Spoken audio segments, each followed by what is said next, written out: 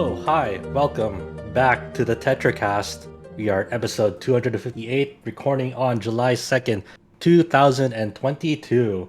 As you can hear, once again, I, Josh Torres, am hosting this podcast for this week. Our regular host, Brian Vitali, is still out, and he should be back with us shortly, probably next week. Maybe not next week. Or maybe not next week. He basically has Maybe family visiting for a while, and it's just kind of like you can't just step aside to do a podcast. So Yeah. So very understandable, family first and all that. So maybe you have to stick with me for a while. I'm sorry. Anyway, as you heard, joining me today is Adam Vitali. hello. You have Chow Min Wu. How's it going? You have James Galizio. Hey, folks. And then joining us, guest starring, is Cullen Black. I wonder how different my life will be the next couple 5 months when I come back. Who will know? No. Anyway, we have a lot for you this week. A Nintendo Direct mini happened. Didn't feel mini to us. There's a lot of relevant games on that. And along the way, we had a big new release of a Monster Hunter expansion. And just Anime Expo is currently happening, so there's a few bits of news coming out of there already, with more to come as the event goes on. So we'll just dive right into it, starting with the big release this week, Monster Hunter Rise Sunbreak. This is the expansion content to Monster Hunter Rise, has the G rank, Master rank content in it, just like to build a Monster Hunter series. To people who started the world, it's kind of like the Iceborne expansion equivalent to that. Me and James have been playing it for quite a while now. It's been a few weeks. So James put up his guide, not his guide, his review, and then a guide also, and I put up some guides for it as well. But let's just go dive right in with the person who reviewed it. James, Sunbreak. Me and you have been working away at it, but we want to hear your thoughts on it. It's a really good expansion. It's probably not my favorite expansion. That's still Iceborne, though it's also not 100% fair because Iceborne obviously got quite a bit of like post-launch updates that added in quite a few like new endgame monsters and mechanics, which from what we can tell, the same is going to happen with Sunbreak. So maybe my thoughts on the expansion will be a little bit different a year from now. Who knows? Yeah, they're still gonna have free title updates for this coming. The first one in August, they announced Lucent Nargacuga for it. And then in the Nintendo Direct, they shared a new trailer with some of the monsters in it. And then part of that free first title content update, they're also bringing back Seething Basil Use along with Lucent Narg on that. So, like, me and you could talk about Sunbreak for forever, but just going in, like, what were like some of like the few highlights that stood out to you right away when you first got into Sunbreak? So one of the things that really surprised me was the follower system. I was interested in it because when it was kind of announced, it was like, oh, I wonder how that's going to work out, because Monster Hunter hasn't really exactly had like NPCs fighting with you in the mainline game, at least before. So I was very curious to see how that would work out. I was pleasantly surprised. I think it works way better in practice than honestly it probably should have. Though it is very weird that that you cannot do any of them in multiplayer, because the thing is that, and you can vouch for this, if you're doing an urgent quest in multiplayer, most of the urgent quests have at least one follower joining you on them. And I actually just hopped on to like the Malzeno urgent quest last night with a random group, like in the SOS Flare system, or however it's called in Rise. And I can confirm, and this is really weird, especially if you've been a long time Monster Hunter fan, you can have a full 4-person party and that one follower will actually still be hunting with you. You technically have 5 people hunting, which is in lore, it's like you're not supposed to do that. Yeah. It is like one of those like features that Capcom mentioned, but like a lot of people, like even including me, I was like, okay, that's cool that you can have NPCs like hunt with you, but how much am I really gonna care like in the long run? And it's kind of cool how they do it because it's if you just want to like, have a chill session by yourself, you can play, you still play with like other characters assisting you, and like the AI for them is surprisingly competent. Um, like they when they if they happen to die on a monster, they don't use up any of your carts. They just get up on their own, or you can help them up. And they do like the, they actually like help you out. Like for example, one of the followers may be more supportive. So like when you're like stunned, they'll actually like try to like kick you out of it. Or like I saw like a webm going out around of like Luchika, one of the characters you meet in Sunbreak. They were a follower, and like this person in this webm was like stunned and like dead to rights, gonna be dead in the next attack. And like the Chica was still like a few like steps away from them, so like they couldn't hit them out of it. But what she did was like she threw like a bomb or an item at them that snapped them out of it and was able to like dodge like last second out of the attack. I'm like, that's really really cool. That's crazy. Like, cause like you never see that in multiplayer really. No one's really gonna help you like unless you're like with close friends with that person, or like more competent hunters like I know that how to do that. But it's also really neat to see that followers are like have their own personality. They like you can definitely tell like, oh, this person's demeanor is like kind of like this. They have like stuff random quips during battle to kind of interact with you, and even like help you out in a meaningful fashion. Like, hey, hold on, give me a few minutes. I'll be right back. And then you're like, what are they gonna go do? And then what they do is like they go grab another monster at the other end of the map and like mount them, and they go help you out. Get the upper hand on what you're fighting. So that's the follower system is really cool, and like progressing them has like good long-term benefits for people as well because they unlock new armors, new weapon sets through them as well. So it's not like you're getting absolutely nothing out of them. You're unlocking more content as you progress through that stuff. And I think just in general, like like Monster Hunter G rank expansions, add like they change monsters in a pretty meaningful way. So like in this expansion, monsters are obviously more aggressive and faster than ever, but also like a good chunk of the new attacks for older monsters makes you really rethink those fights. Like I've been speaking with people and seeing like, oh, which monsters have been like you've been having trouble with. Some of them are like, well, like Royal Ludroth is really really tricky in this expansion because it won't stop moving around. It keeps moving around. Rathalos like exhibits some Raytheon behavior because it keeps like spinning and spinning around like a Raytheon would, and then for one of my friends, like he was terrified after seeing Gossarag's new move. And it's like, yeah, that thing like one shot me, and I'm like, I have to really respect that fight now. For me, I was shocked the first time I fought Master Rank Nargacuga, and it did its tail slam, and it was like, so it like would jump basically halfway across the area for its second slam and then track. So it's like, unless you dodge a very specific way, you're gonna dodge right into it, and it's like, oh, Yeah, oh. yeah. People have been dreading Master Rank Nargacuga also because like its wings are tightened up now, so like their attacks will bounce off the wings at a certain phase of that fight. It's making a trickier fight even more difficult because like now you're like kind of pushed to like, okay, where's my really tight opening to like strike at like a tender part of its body now.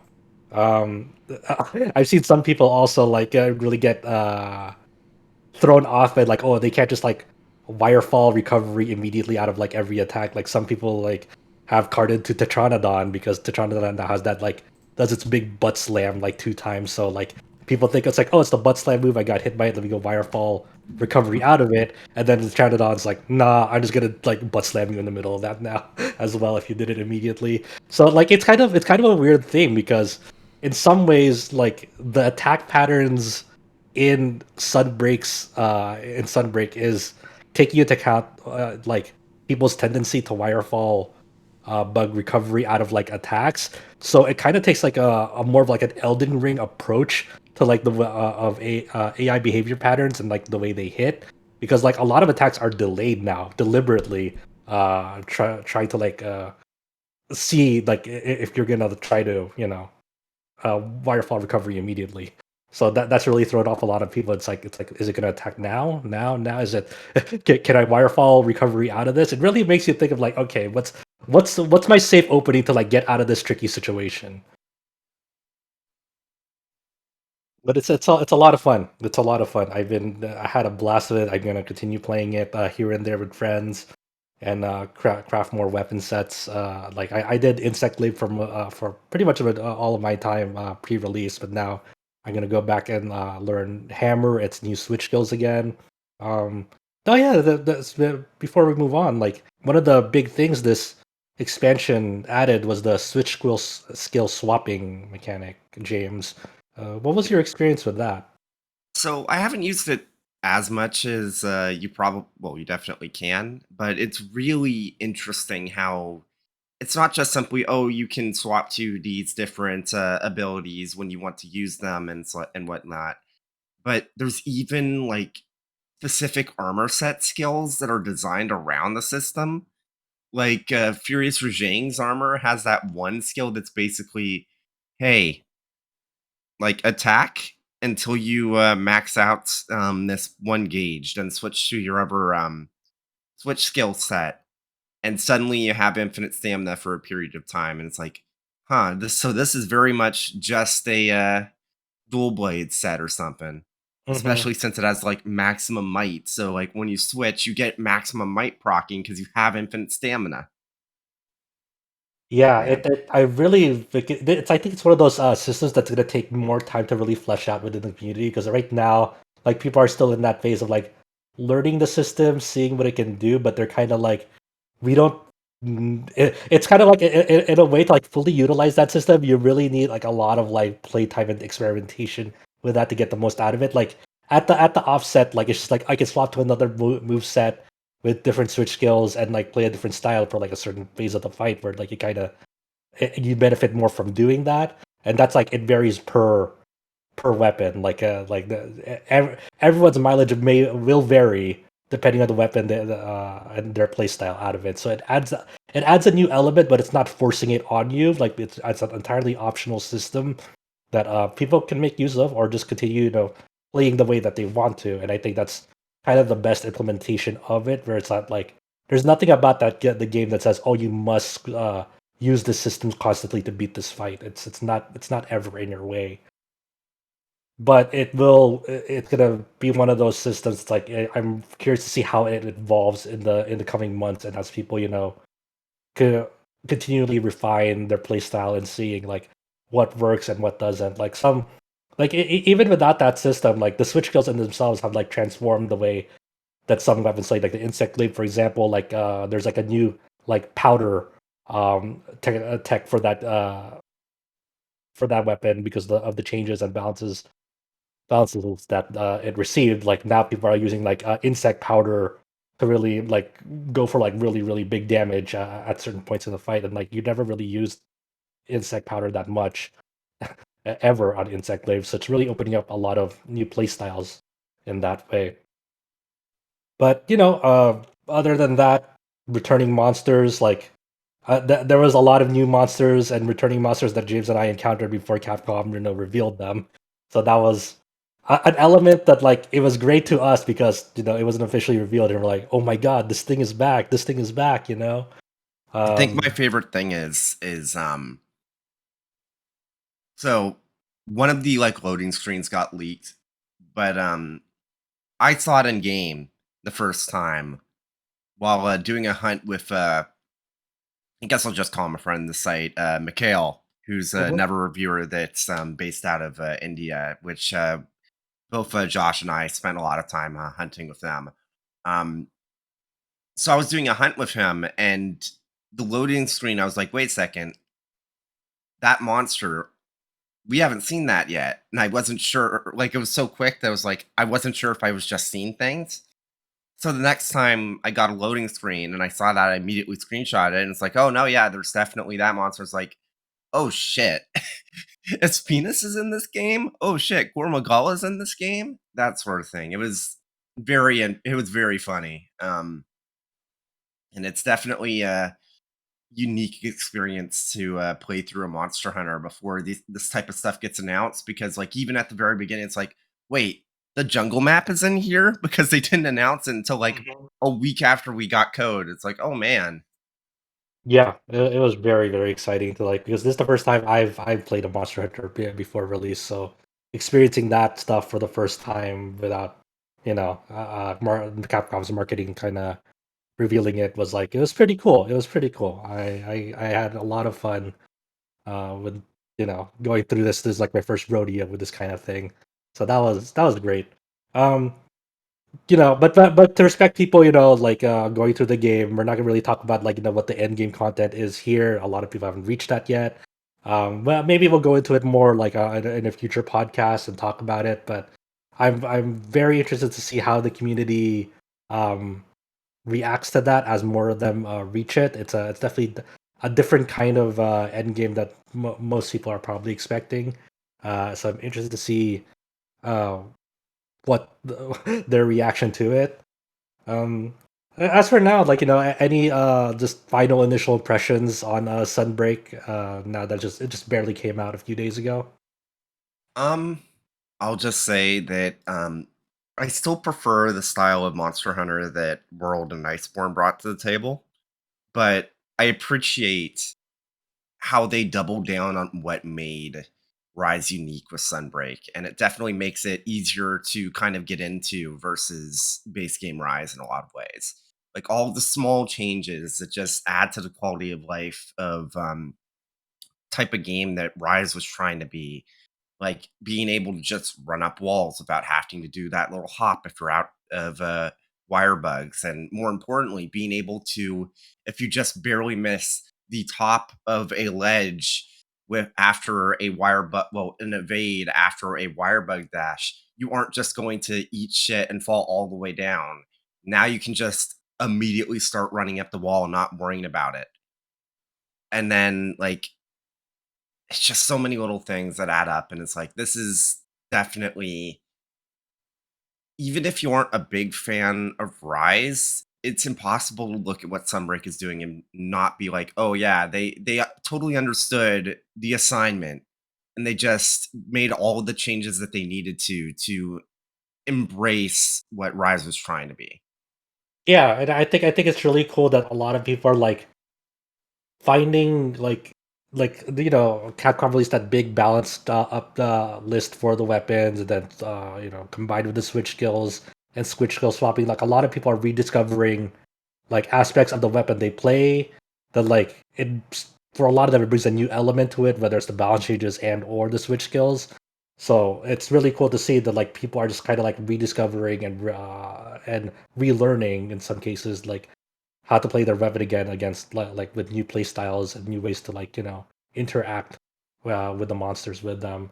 And it's really cool to see. I think that's like the where the Monster Hunter period where it's like the most fun, where people are just like figuring stuff out and like learning of like new other ways to play with other weapons and their current weapon of choice.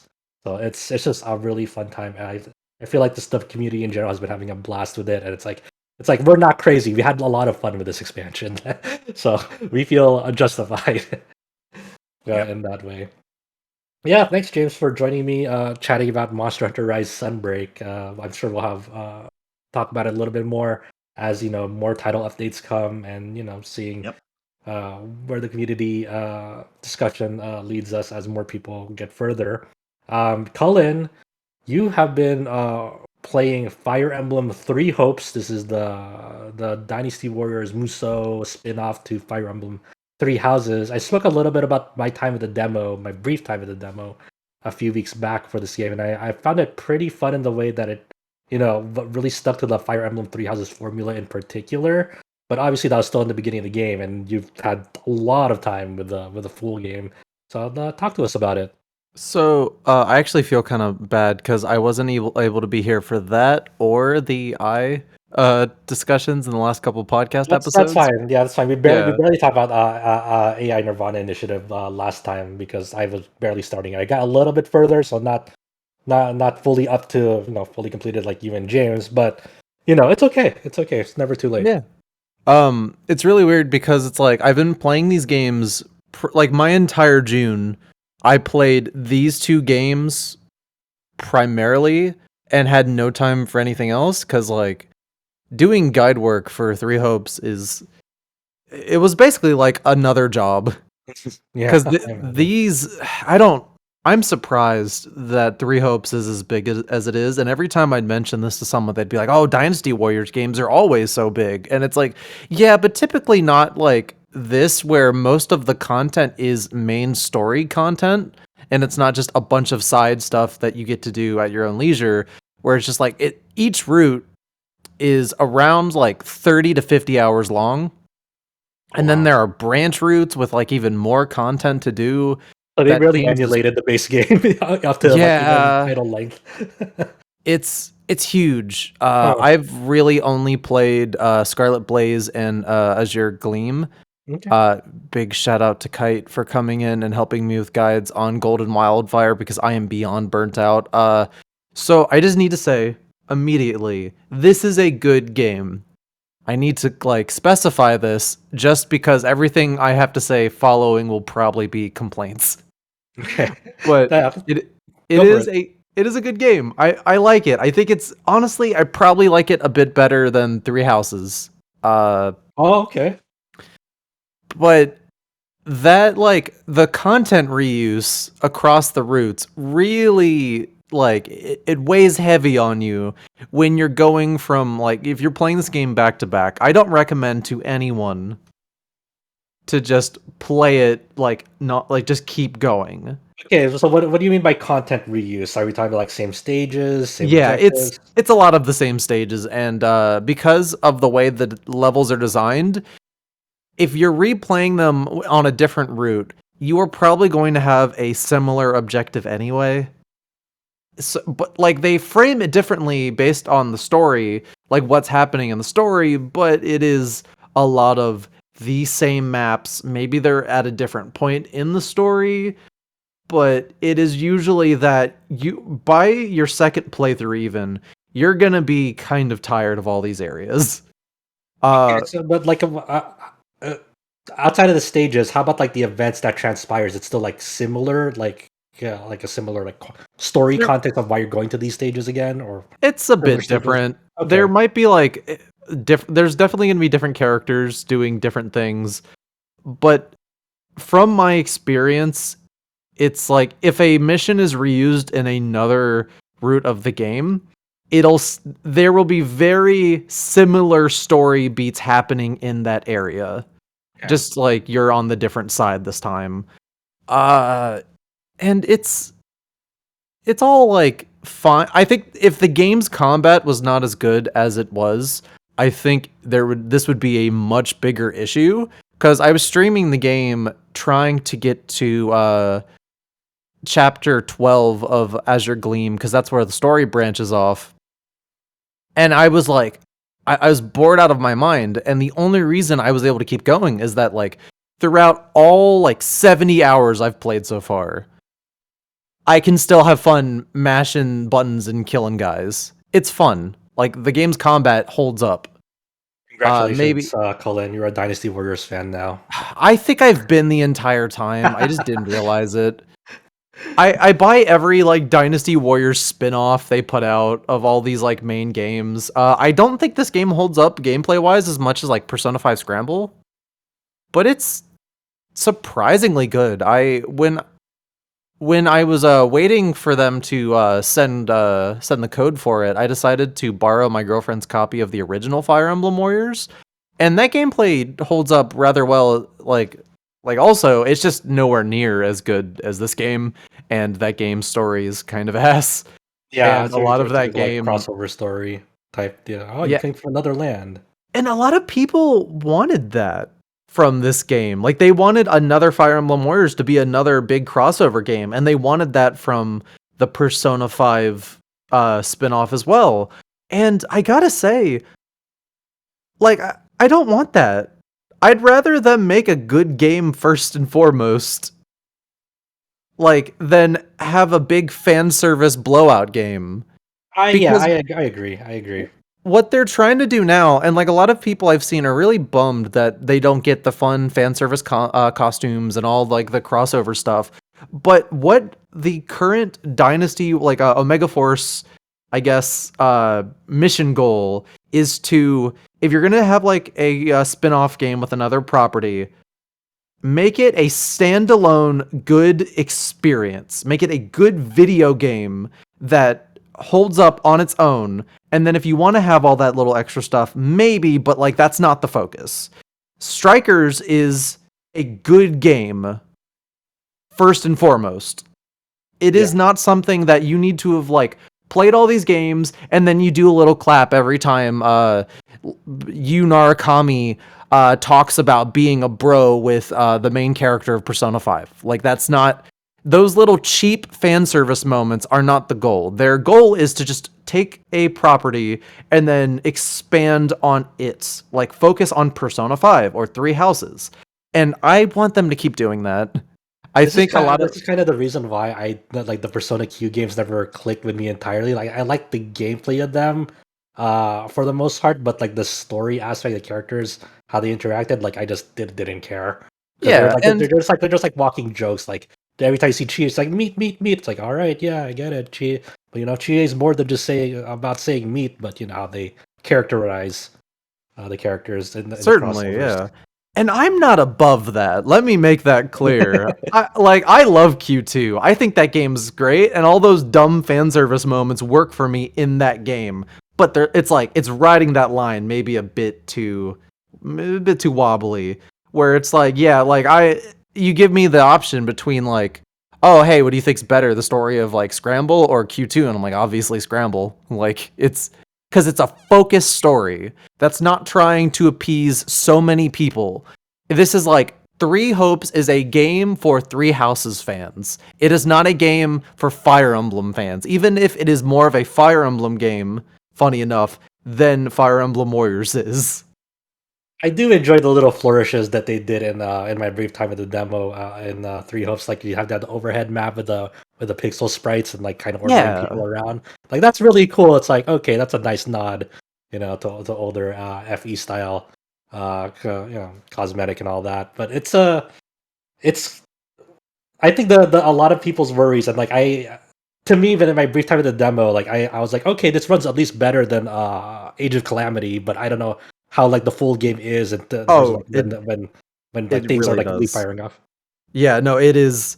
So for those of you listening who don't know, I was our reviewer for Age of Calamity, and I think Age of Calamity is a brilliant game that needed to be on better hardware, so much so that it really takes away from the game as a whole.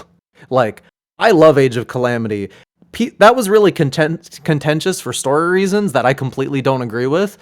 I think that game's just great. That game is nearly unrecommendable because it runs so bad. It's kind of embarrassing how bad that game runs. So much so that like I didn't even bother with like all the expansion pass content. It's just like, no, I'm done. Like I don't want to play this. That scared me enough. Yeah, like when people started coming out, like, you know, it's like saying like, I don't know about the performance about this guy's. Like I was like, after the demo, I was really dead set. I was like, okay, I'm gonna play this game and I'll probably really enjoy it, even though like, you know, it's a demo, so maybe there's some optimization issues here and there that maybe they'll work out in the full game.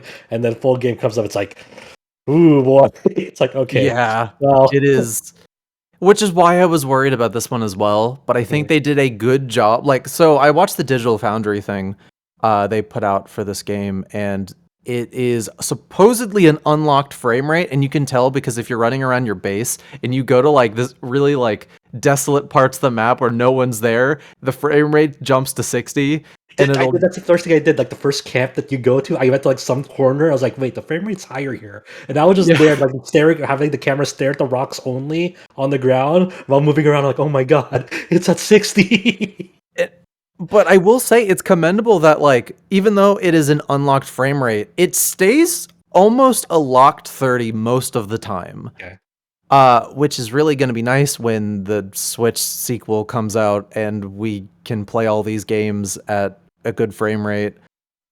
like this will be one of the first ones where I'll probably jump back to just to play it a 60 FPS, and hopefully Age of Calamity will be there as well at some point.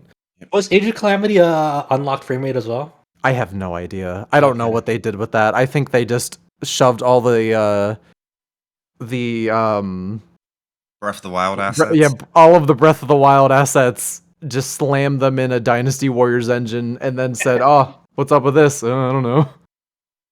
Get that, get some butt rock composer, and we're good to go. You have made a Dynasty Warriors Zelda. You have made a Koei Tecmo game.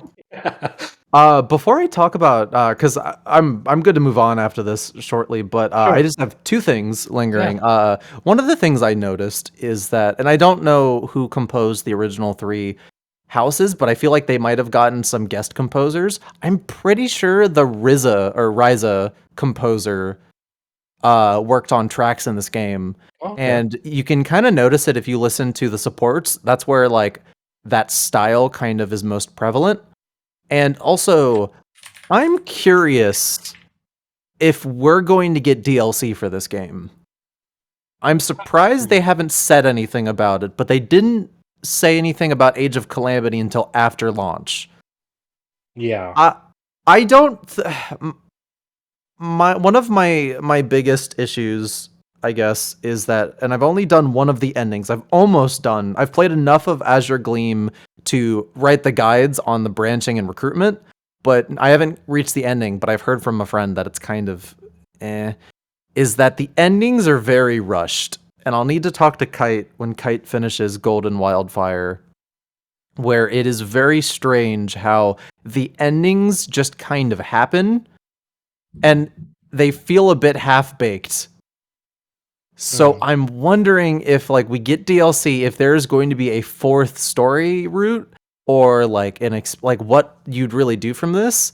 And I don't think the game as a whole feels unfinished. It just feels like you have so much, because the whole premise of this game, for people who haven't played or haven't cared to watch the any of the marketing, is that they took that second half of the game of 3 houses and they expanded that to be the whole game. So it's just as much focus of a full game's length of like story into the war part of 3 houses, which definitely could have used some expansion on. So there's a lot more detail put into all of the tactics and politics that go into these, and for most of the game it works great. The story is really gripping, and I think it's good content. It just, at the very end, it kind of rushes to a conclusion and then moves on, and it's like, all right, and we're done.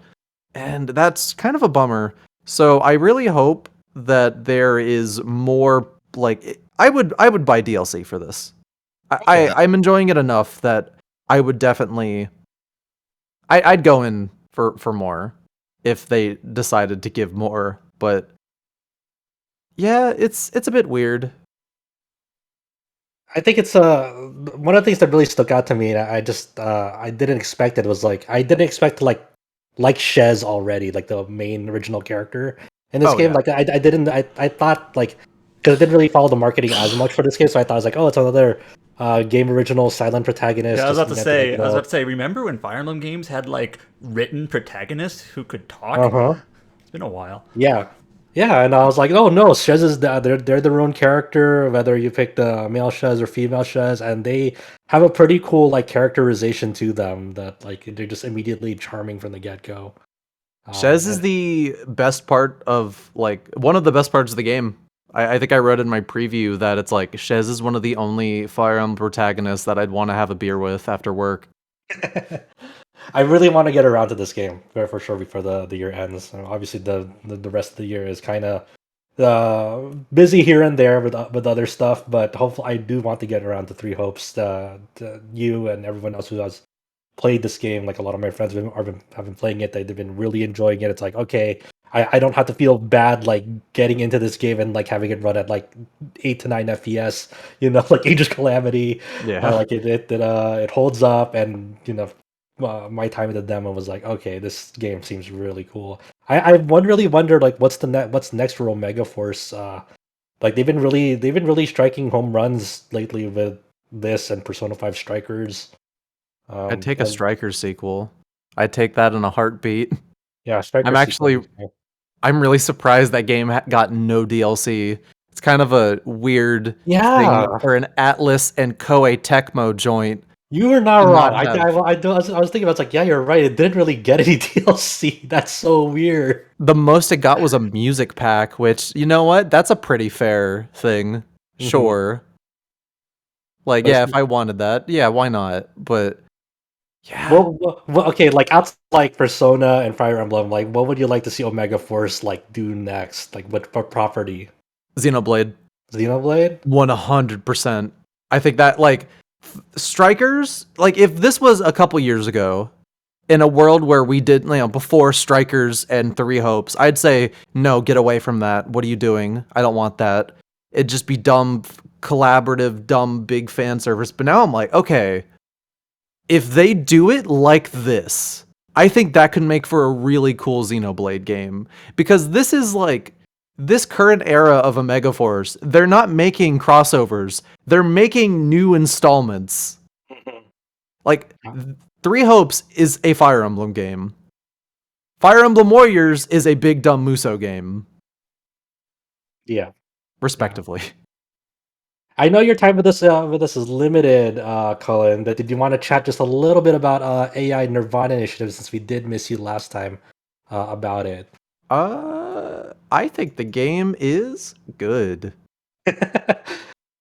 Good. It is something that's very hard to talk about. I think three of us here have played it. James and I have finished it.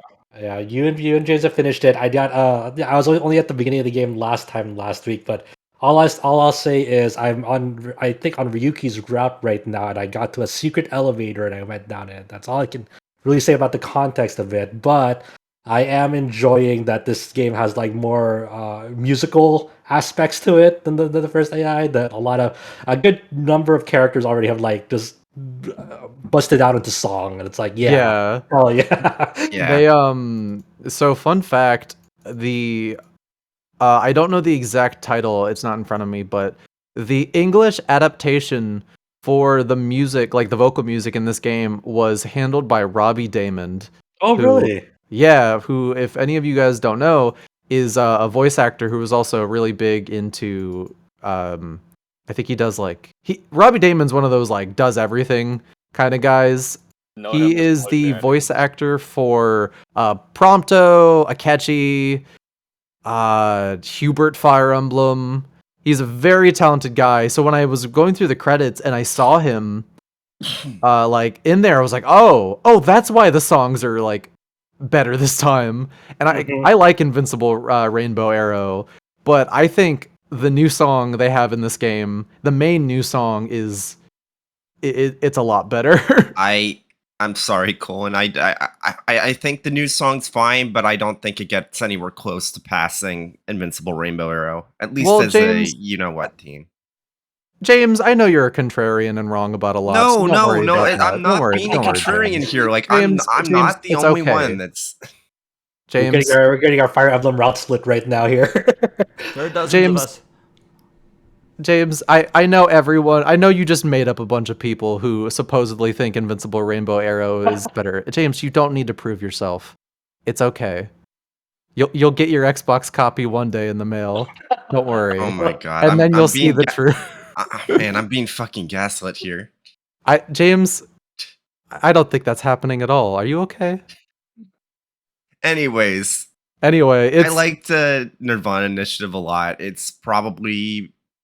It's hard to talk about them, like, comparing the two, because they're two different games, even though they share a lot of DNA, obviously. Yeah, I think you could definitely like one or the other more, and from what I've seen online already, it's so contentious that people have made their stance on that very clear, but I don't think that there's really like a winner between the two.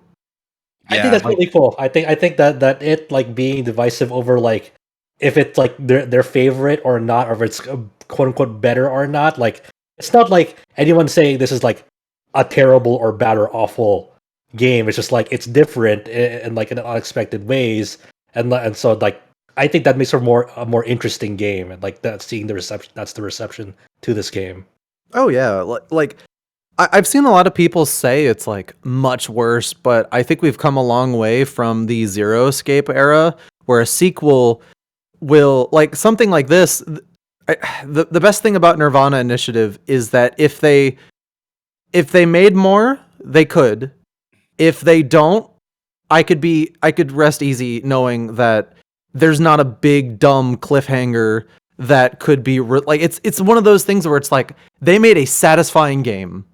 Yeah, They've learned. it's not a zero time dilemma. Yes. And they did the same thing with I1, where they were like, okay, we don't know if we're ever going to make a sequel. Let's not even try. We are making a satisfying ending to this story with enough room open where we could make more. And I think I'm glad Uchikoshi has learned.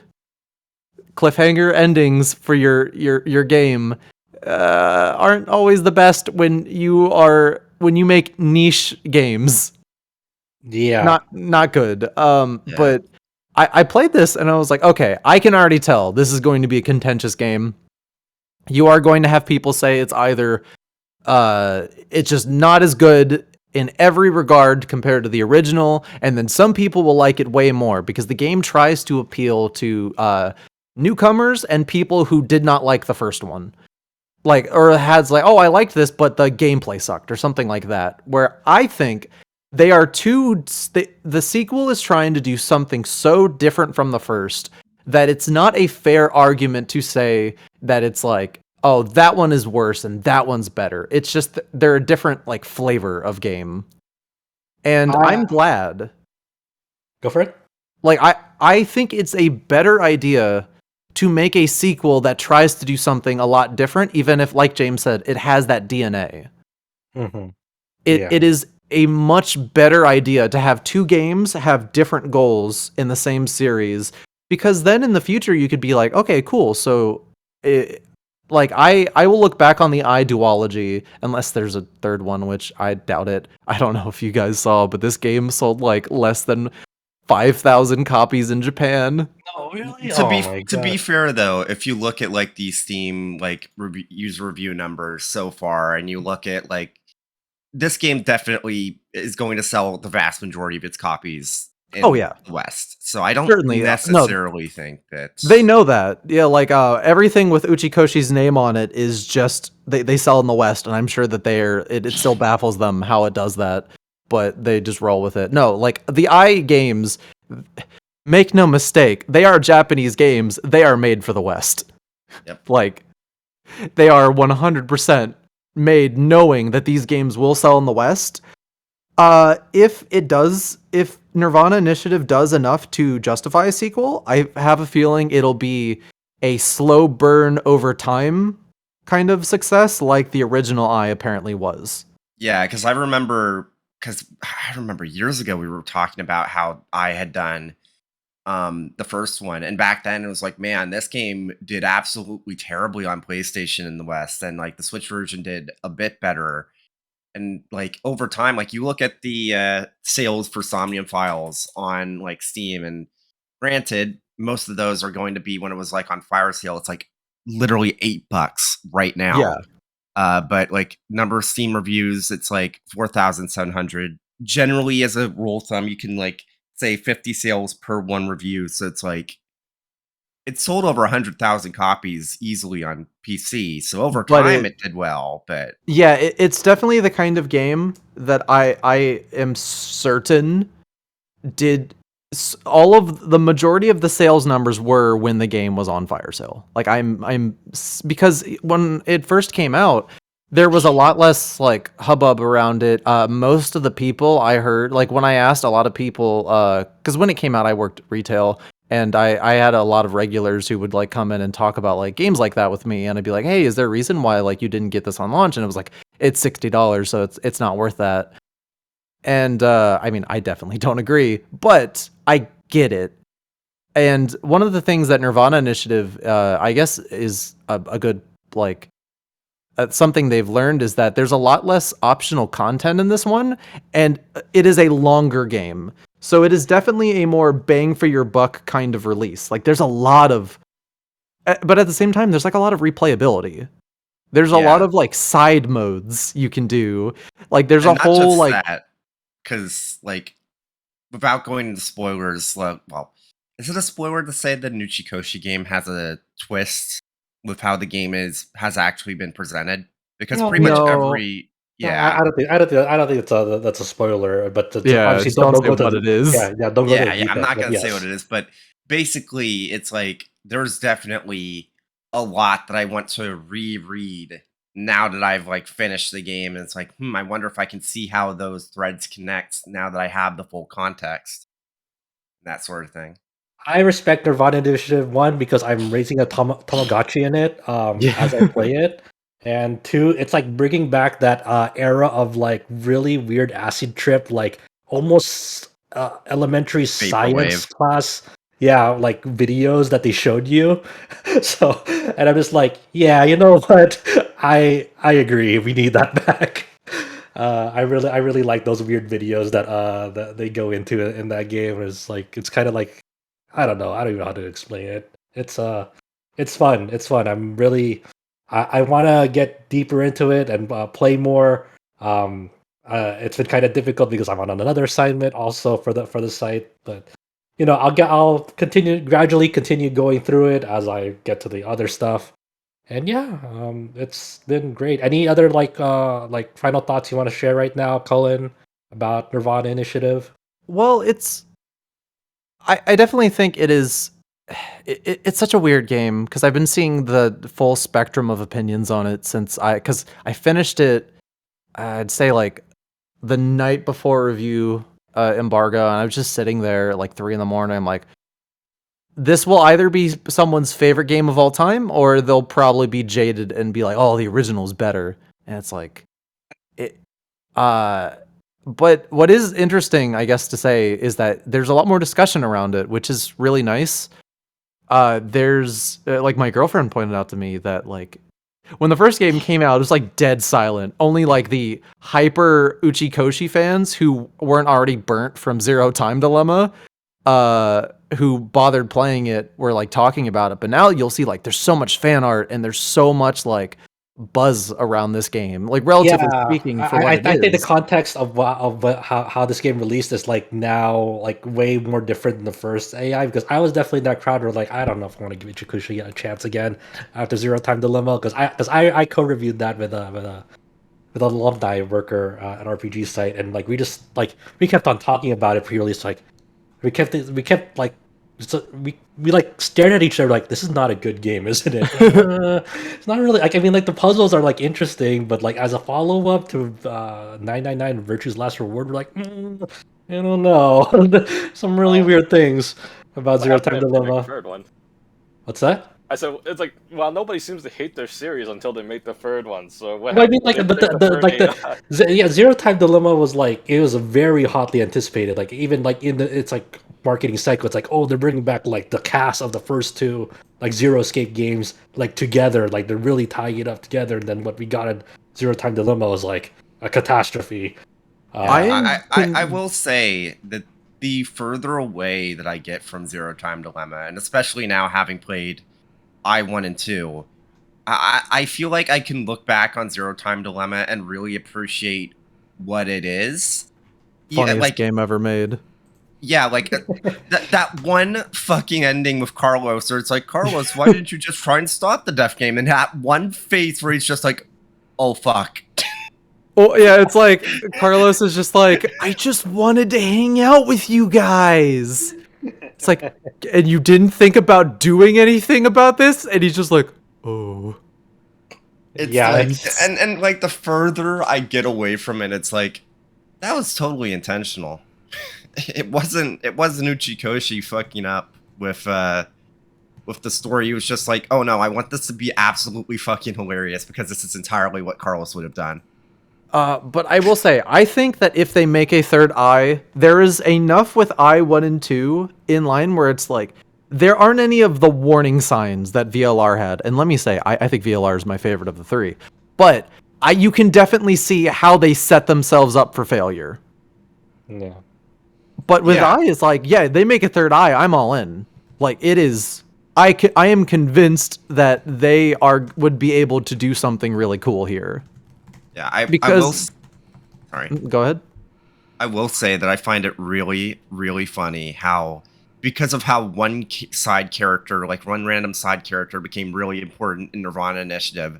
The fact that they just introduced this one like random new like detective in nirvanA Initiative, and he has nothing, but he's voiced and he has a unique character design. It's like, you're gonna be important for I3 if that ever happens. You just know. Yeah, it's a really good game. I like it a lot. It'll probably crawl up there to be a GOTY, like GOTY material possibly. I'm excited, and then right now in the staff chat, we see that we've convinced Chow here to go and play getting Somnium Files. Congratulations, Chow. I'm very happy for you. It's time to buy it. Oh hell yeah! It's so cheap. It's super worth it. Speaking of Chow, you've been playing this Pocky and Rocky Reshrined. They made a new Pocky and Rocky game. That's crazy. Can you imagine? So explain to us a little bit about the history of Pocky and Rocky. These are kind of like almost like shoot 'em up games, but you can like manually control like where you're going in these levels. In a way, like you go like it's an overhead perspective. You control like the shrine maiden, and then like you can give her like power ups throughout the stages, and like it kind of progresses almost like a shmup with how how your weapon is a evolves. shrub. Yeah. So talk to me. Okay, so the first game that was ever created, it's called Kiki, was it Kai Kai? So it's like Mystery Ghost World or something. That's what the literal translation is called. It's an arcade game by Taito, and basically you would just shoot like ghosts, and there is a sweep function to like get rid of projectiles, and that's basically the game. Not many people played the original game. Then they made a sequel for the Super Nintendo. And that one's called Kiki Kai Kai and the Black Mantle, and it got renamed as Pocky and Rocky in America. So our protagonist Sayo is now renamed to Pocky. So it's a It pretty makes odd name. sense. Yeah, I know, but nowadays like when they released a remake, it's kind of jarring because it takes place in Japan, and because the original characters got renamed, so they address her by Pocky. But now, So it's just an actual. It's just like a remake of like they just like really made things like super pretty now, like the original game, or is this actually like a sequel with like new stages?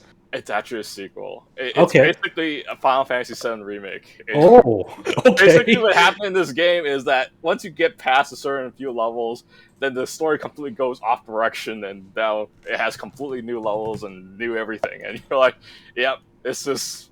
In terms of the like the localization, I feel like this sometimes happens where like it was the original titles were localized a while ago, and things were they were more flexible in changing names and whatnot, but just for the sake of consistency, they just keep it that way.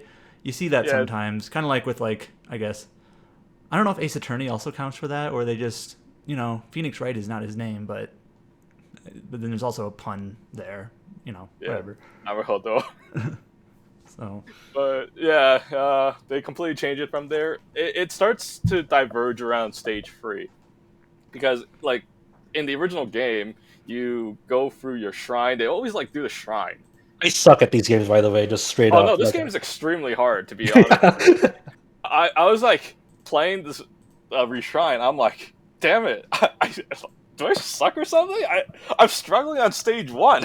Yeah, I struggled on stage 1. I played like an import copy of the game before it released. Yeah, I struggled with it, and then I went back and replayed the Super Nintendo. I was like, man, they had like the normal difficulty even harder than the Super Nintendo version on hard.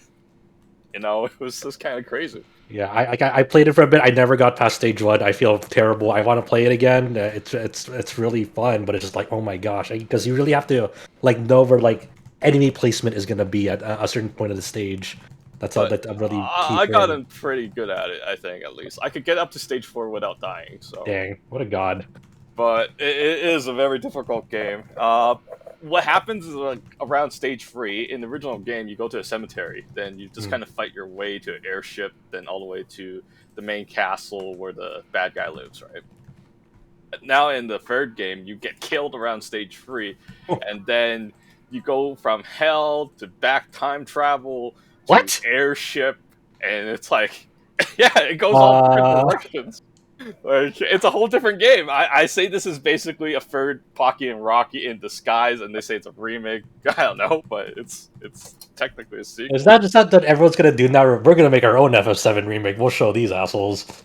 I think so. That's funny. That's really interesting. That's wild. That's wild. They did a fantastic. They got a lot of like the key original staff on this game back for this game, right? Yes, they did. Yeah, that's awesome. Yeah, they even got like the original programmer and director for this game. One of the things that does bug me about this game is that you have to beat the game in order to unlock the free mode, which, then you can play your friends. You can't play with your friends in 2-player mode until you beat the game at least once. Oh, it's like Dragon's Crown. You don't like. I think in Dragon's Crown you have to beat the game once and to unlock co-op in that game. Yeah, you had to do it at That's least weird. once. So I find that was kind of weird take on it, but whatever. I need a friend to carry me through that game. That's what I think now. And then I think you had to beat the game again to unlock one extra character. There's like 5 playable characters in this game. I didn't know there was more than more than one in this game.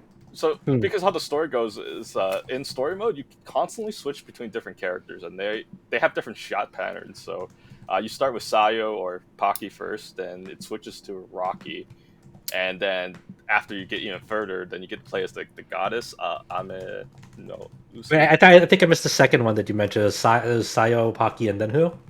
Rocky, the raccoon, Okay. or Maneki in the Japanese version. But Okay. yeah, you get to play as him, and then after that you play as like the goddess, which is I forgot her name again already. Then after that you get to play as this rat spirit called Ikatsuchi. Ikatsuchi is probably the strongest character in my opinion. Ikatsuchi is like when Pocky merge with this like kind of like a little fox sort of spirit, and now she gets to shoot like these lasers similar to the Raiden kind of laser. Do you know the Yeah, like the laser big that ass laser. yeah, That- you get that shot pattern. I was like, damn, this is so damn OP. But yeah, you get to use Ikatsuchi. The next secret character you get to use is that if you beat the game again, but I haven't used that character because I haven't beaten the game again, so I can't tell you what that character plays like. Yeah, but this game is very different from other like shmup like things because you like it's really up to you. Like the game doesn't like auto scroll for you. You choose like where you are on the screen and then how you progress, and then you have to be like in like certain positions on the screen to like deal with things because you mentioned earlier you have like this at least in Sayo you have like this move where she kind of like uses her broom to like swipe up any projectiles coming towards her.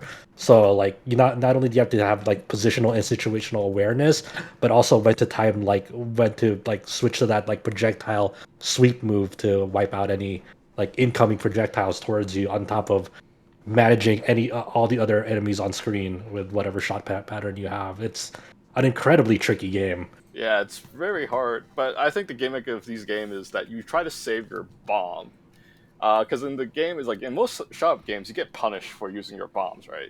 You don't really get punished for using bombs in this game. Bombs can like almost like even like one-shot bosses, like a lot of the time. The thing is that your bombs don't restock, so if you use them, they're gone. So sometimes you might want to save it for like a major fight. So, because if you play a shut-up game, the moment they use your bomb, if you're playing for score, your score is completely fucked, right? Mhm. The moment that you use it. So here it's like you can try to save the bomb for the boss fight. Yeah. Any other things you want to share about Pocky and Rocky Reshrined before we move on? Let's see. I forgot to mention that one of the biggest changes is that there's 3 different power-ups in this version. In the original version, there's still only 2 power-ups. Oh, okay. There is a blue and a red one. The blue is the Tailsman, and the red one is the the Fire, which is more like a powerful focus shot, and the Tailsman's like a wide to hit a barrage of enemies. They added a green one, which is like Spirit. It's like a third shot pattern, so you could get like 3 different types of shots if you don't like what you used originally. So yeah, that's like one of the biggest difference in this one over the original. This is But only out on Switch for now, right? I believe so. Okay. I mean, they ported like the other games to PC before, wasn't it? Like the Wild Guns Reloaded and what's the Yeah, I think so. So yeah, hopefully, yeah, this goes to other platforms because I think it's a really good game, but it's I think I find it personally difficult like to control with the Switch. Like I don't But know. yeah, or maybe it's just we're just being old now. I don't know. Yeah, maybe I did. Maybe I just suck. I just try to justify me being really bad at the game. It took me like I don't know. I think I like restart the first level like 10 times before I finally beat it without like getting scratched. I was like, Oh, I don't remember the first level being this hard. You know, in the shut up games, the first level's like pathetically easy, then it gets insanely hard. You know, yeah, yeah. Oh man, it does make me feel old for sure. Don't have the reaction time anymore. but yeah, it is here. I do recommend it. It's a good 3 hour fun. I mean, consider a lot of remakes from old games that catch that nostalgia kind of stuff.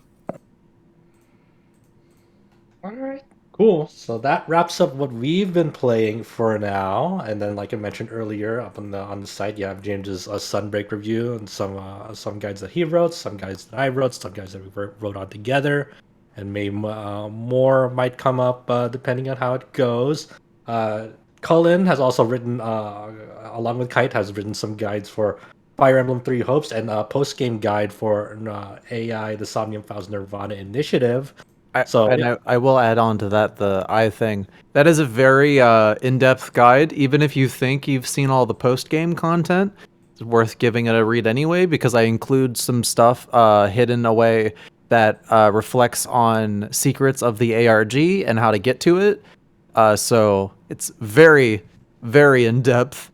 And by the time this goes up, there will be 2 more very useful 3 hopes guides going up, one of which took many years off my life to make.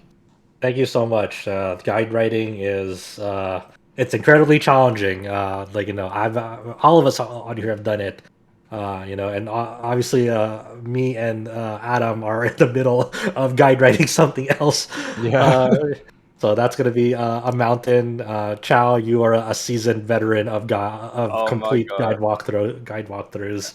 I have a Falcon Discord. I have someone that is still bashing about me not updating my fishing lists in Old Steel 4. Just tell them to make their own guide. True. So yeah, you can edit it. You know, it's a wiki. You can update it if you find it inaccurate. All right, on to the news. This week, Good thing nothing Nintendo. happened this week. Yeah, good thing nothing happened this week. Obviously, yeah, surely.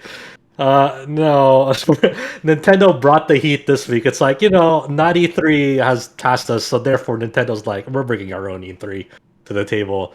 They announced a Nintendo Direct Mini partner showcase. I think like the day before it aired, and we're like, okay, sure, I guess let's see what's gonna go on. And dear God, there was a lot of news relevant for us in this Nintendo Direct Mini. It was like a live streaming. It's just like a video on demand thing. Everything was up all at once, so there was a lot to get through. The main headliner, of course, for a lot of people in this Direct Mini that showcased third party games coming to the Switch. Just like what Atlas did with the delayed announcement of Persona 3 Portable, Persona 4 Golden, and Persona 5 Royal coming to Steam and PlayStation platforms, they delayed that announcement after the initial announcement from the Xbox showcase. They announced that these 3 are coming to the Nintendo Switch. And the Persona 5 Royal is going to be the first one coming out, released simultaneously with the rest of the versions in late October. Persona 3 Portable and Persona 4 Golden are not dated yet, but they will be coming to all of those platforms in the future. So yes, we now live in a world where all 3 of like Persona 3, Persona 4, and Persona 5 are now going to be widely available everywhere on every platform. That's nuts. That's we live in this timeline now. Well, I guess. it's been a while since we've had like you don't see third-party exclusive games that often anymore, because like a lot of Japanese games come to PC, and then most games are multi-platform with the exception of like Nintendo games. But even like Xbox and PlayStation games are starting to come to PC now. Atlas was kind of like the lone holdout of like their games were sometimes just exclusive to a platform, PlayStation, and that's it. But now it's like, let's just say 2 years from now, these modern Persona games, you can basically just buy them anywhere on any modern platform. That's kind of nuts. So, As someone who both prefers portable gaming and doesn't have an OLED TV, oh, I cannot wait to replay Royal specifically on my Switch. Yeah, I really wonder. Like, I'm very curious to see like how like Royal holds up on the Switch. I'm excited to hear back from you when that releases. That's So, if you're like me and maybe a bit deranged, I've gone through and combed that trailer, and I think there are actually because the trailer is like identical in content to the other Xbox trailer that dropped, but every couple when they show off like UI, I think that's all running in engine on Switch, and it's looking like it holds up really well. I'm just fingers crossed because the Catherine full body port on Switch is kind of really good. It's Really? basically the best version to play of that Oh game. wow. Mainly because it has all of the extra content and for free, and also additional content on top of that. Yeah, But yeah, reminder to people that like Full Body doesn't even have a PC release. Only the original Catherine yeah. base game is only on PC. So at the moment, it is like, hey, if you want to play full body, play it on Switch. It holds up really well. Like the frame rate is solid. The resolution is great. Persona 5 is definitely a more demanding game than full body. I know people are like, I've heard people say, oh, it's a PS3 game. It's going to run perfectly. It's like, that's not how game porting works. Also, it makes sense that Full Body would run well on Switch because it also was a Vita game, so you would hope so. Yeah. But they're definitely like there's higher quality assets than the Vita version got, most likely. So, but anyway, it's full body running well on Switch was my first idea. It's like, okay, Royal could probably work on Switch. I did not know it would take us 2 years to get to this point, but whatever. I am for sure replaying that entire damn game. I reviewed Royal for us, gave it a 10. Don't regret it. Love that game to death. That game's vibes are immaculate, and getting to play that on this, like having that available on the Switch, like I'll probably give it a shot on Steam Deck as well, but I most likely will be playing that on Switch purely for the lighter console and just the OLED screen. I'm so Yeah. excited. I'm very curious. I'm very curious to see like just how much more sales the Persona series is gonna have. Like now that it's available to a lot more platforms, to a lot more people. Like how much further they can go now. I will say though, I don't, not to like kind of go on a tangent, but I think this is a bit relevant. Atlas has this kind of trend to make the main console version and then wait a year or two and then make the Switch port. I'm curious if releasing it like day one on Switch would lead to better sales overall. Because I remember when 13 Sentinels dropped on Switch, I saw like Japanese sales numbers, and they were just okay. Mhm. Like after it released only on PlayStation on launch, and the only other console that game has come out on was Switch. And I just have to wonder if it would just be better overall for sales if there was that Switch version on launch. So it's Persona. The chance of this selling well is great, but I think it's just smarter from like going further to just like, hey, maybe don't, if possible, like if you guys can, don't have such a huge gap, because between It's like kind of weird. Like some like Japanese developers have like that production pipeline of like just having it on this platform first and then other platforms later. Like Falcom is the same way. Where they obviously their new releases are always on like PlayStation platforms first, and then they worry about other platforms way later. And they've had a sales decrease for a lot of their games after no longer having the Vita.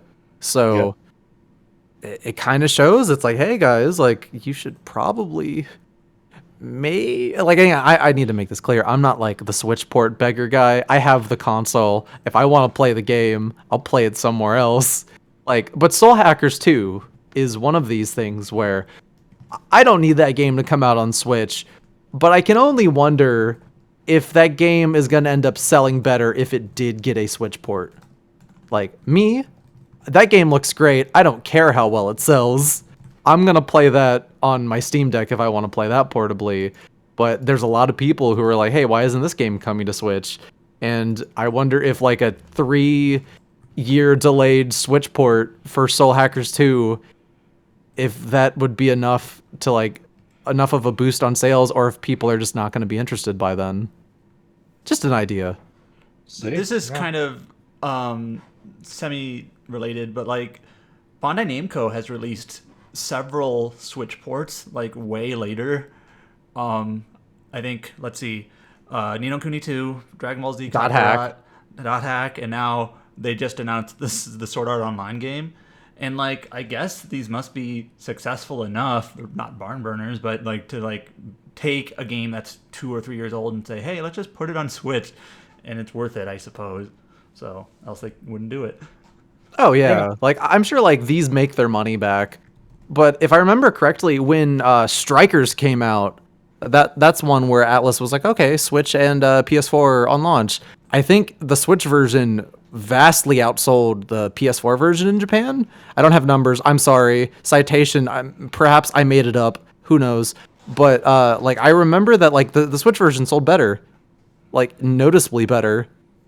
So who knows? But I'm really excited to play Royal at all on Switch. I've been waiting for years. I put so many hours in that game, and I'll do it all over again because I adore that game. And if it runs well on Switch, I will be just so pleased. I don't know why people think it would struggle to run on Switch. I mean, they have Persona 5 that was released on PS3. Remember that Royal, Yeah. it's like the one that utilizes the PS4. Yeah, they redesigned a lot with Royal. All the the models are nicer. It's not just the PS3 models slapped in on a higher resolution. Like the models are nicer, the effects are nicer. It's a very different back end. From base Persona 5 to Royal. They've redesigned the whole thing to utilize the extra power on the PS4. So while I think there's a chance that it could just, hey, all of this like very tame stuff that the game does, this will run fine. But anytime the game gets a bit more demanding, then it might drop significantly. If I can just have something really close to a like 30 FPS, I'll be satisfied. I think it'll be fine. I think the porting team knows what they're doing with that. So we'll see. I do wish, and this will be very short, and it also is talking about NieR Automata, which also got an announcement. What I think every one of these ports should do, like when they announce these ports, is I think within the hour of NieR Automata getting announced, the Twitter account put out the resolutions it targeted and the target frame rate. Where it's like, hey, if you're playing this docked, it'll aim for 1080p. If you're playing it undocked, it'll aim for 720p. It is targeting 30 FPS. That needs to be the standard. Like, you can't have people be like, you know, wondering these things. It is a very good show of visibility. I don't know. It is nice to have the confidence to say, hey, customers, I know you're worried that Automata might be jank on Switch. This is exactly what you can look forward to. And I wish we had that for Royal, I guess. I hope they talk about that soon. Yeah. Like you mentioned, NieR Automata is coming to the Nintendo Switch on October 6th. So once again, another October release here. This will have all the content, including the Colosseum DLC, the cosmetic DLC that's released for Automata, as the game came out. It also have new Switch exclusive costumes, which will have pod skins based on the NieR reincarnation mobile games. So you'll have like the little mechanic pods like dressed up like Mama from that game in there. So along with this port announcement, Square Enix on the official website for Automata has a sales update. Is now sold over 6.5 million units for that game. So it continues to do well as it continues to inch closer and closer to the 10 million line. We'll see if it ever gets there. Sales have obviously slowed down because it's released in 2017, but it's still a gigantic, colossal success. It's just kind of funny to think about. Like, imagine it's like 2012. You know, Final Fantasy Remake doesn't exist. NieR came out, and it's kind of like a cult classic, but not, didn't sell anything. And you tell someone, in 5 years, they're going to make a sequel to NieR, and it's going to outsell the Final Fantasy VII Remake that everyone has been clamoring for since Final Fantasy VII. Yeah. So... And if this port's good, that number could jump up even more. So yeah, and to mention, this is a native Switch port. This is not cloud streaming like Kingdom Hearts. This is no streaming. This is actual a native port to that. It's weird now that we have to specify that too, because Square Enix intends it well. so weird that like if this game runs well, is like, yeah, there's even less of an excuse. Those Kingdom Hearts games should mostly have been cloud. That's ridiculous. Yeah. But I hope this sells well, if only so that we can get Replicant on Switch. I think that'd be cool. I think I'd have to imagine like that's in the pipeline, and if this does well, that'd be great. I'd love to see that. I think Yeah, for a moment after the Nintendo Direct, Kingdom Hearts was trending for a bit, which I thought was kind of funny because of all the people just saying, like, poking fun at it because of the native port for Automata. So. Did they announce the porting studio for this, or not? They didn't share those details. I don't think so. Okay, interesting. Well, yeah, I'll definitely. I haven't played Automata in years. I'll give it a replay. sure. These new costumes look cute, and yeah, I think Automata's not really like Automata is an action game. I do not play Automata for the combat, so I don't mind a 30 FPS drop. Yeah, and then there's already like systems in the game to handle the combat for you if you wanted. Yeah. So it works out. It works out. So after that, along this Nintendo Direct Mini, we have a release date at long last for Dragon Quest Treasures and a platform. Dragon Quest Treasures is coming exclusively to the Nintendo Switch on December 9th. And This whole direct was Cullen wins the direct. I felt that way too. Like there's just like so many announcements that I am got. really excited for Dragon Quest Treasures, even though Me too. this game could just like suck, but Because this was the for those of you who don't know, this was the Monsters spin-off they've been working on for years that was supposed to have Eric and his sister, and then they kind of made it its own thing. But watching the trailer, you can still see the Monsters DNA. Yeah. Like it's there. you literally team up with them and you can like do really cool things like glide on a Draki from ledge to ledge and things like that. One thing that's kind of interesting about this release, correct me if I'm wrong, not counting re-releases, I believe this is the first Dragon Quest game that is getting a global simultaneous launch. Yeah. Not counting mobile games. Yeah, Or not yeah. counting like I think Absolutely. the Switch version of Dragon Quest 11 might have been global, but I'm not counting re-releases. So Yeah, exactly. No, you're right. This is because Heroes was delayed, Builders 2 was delayed. It seems like in the last 2 years or so,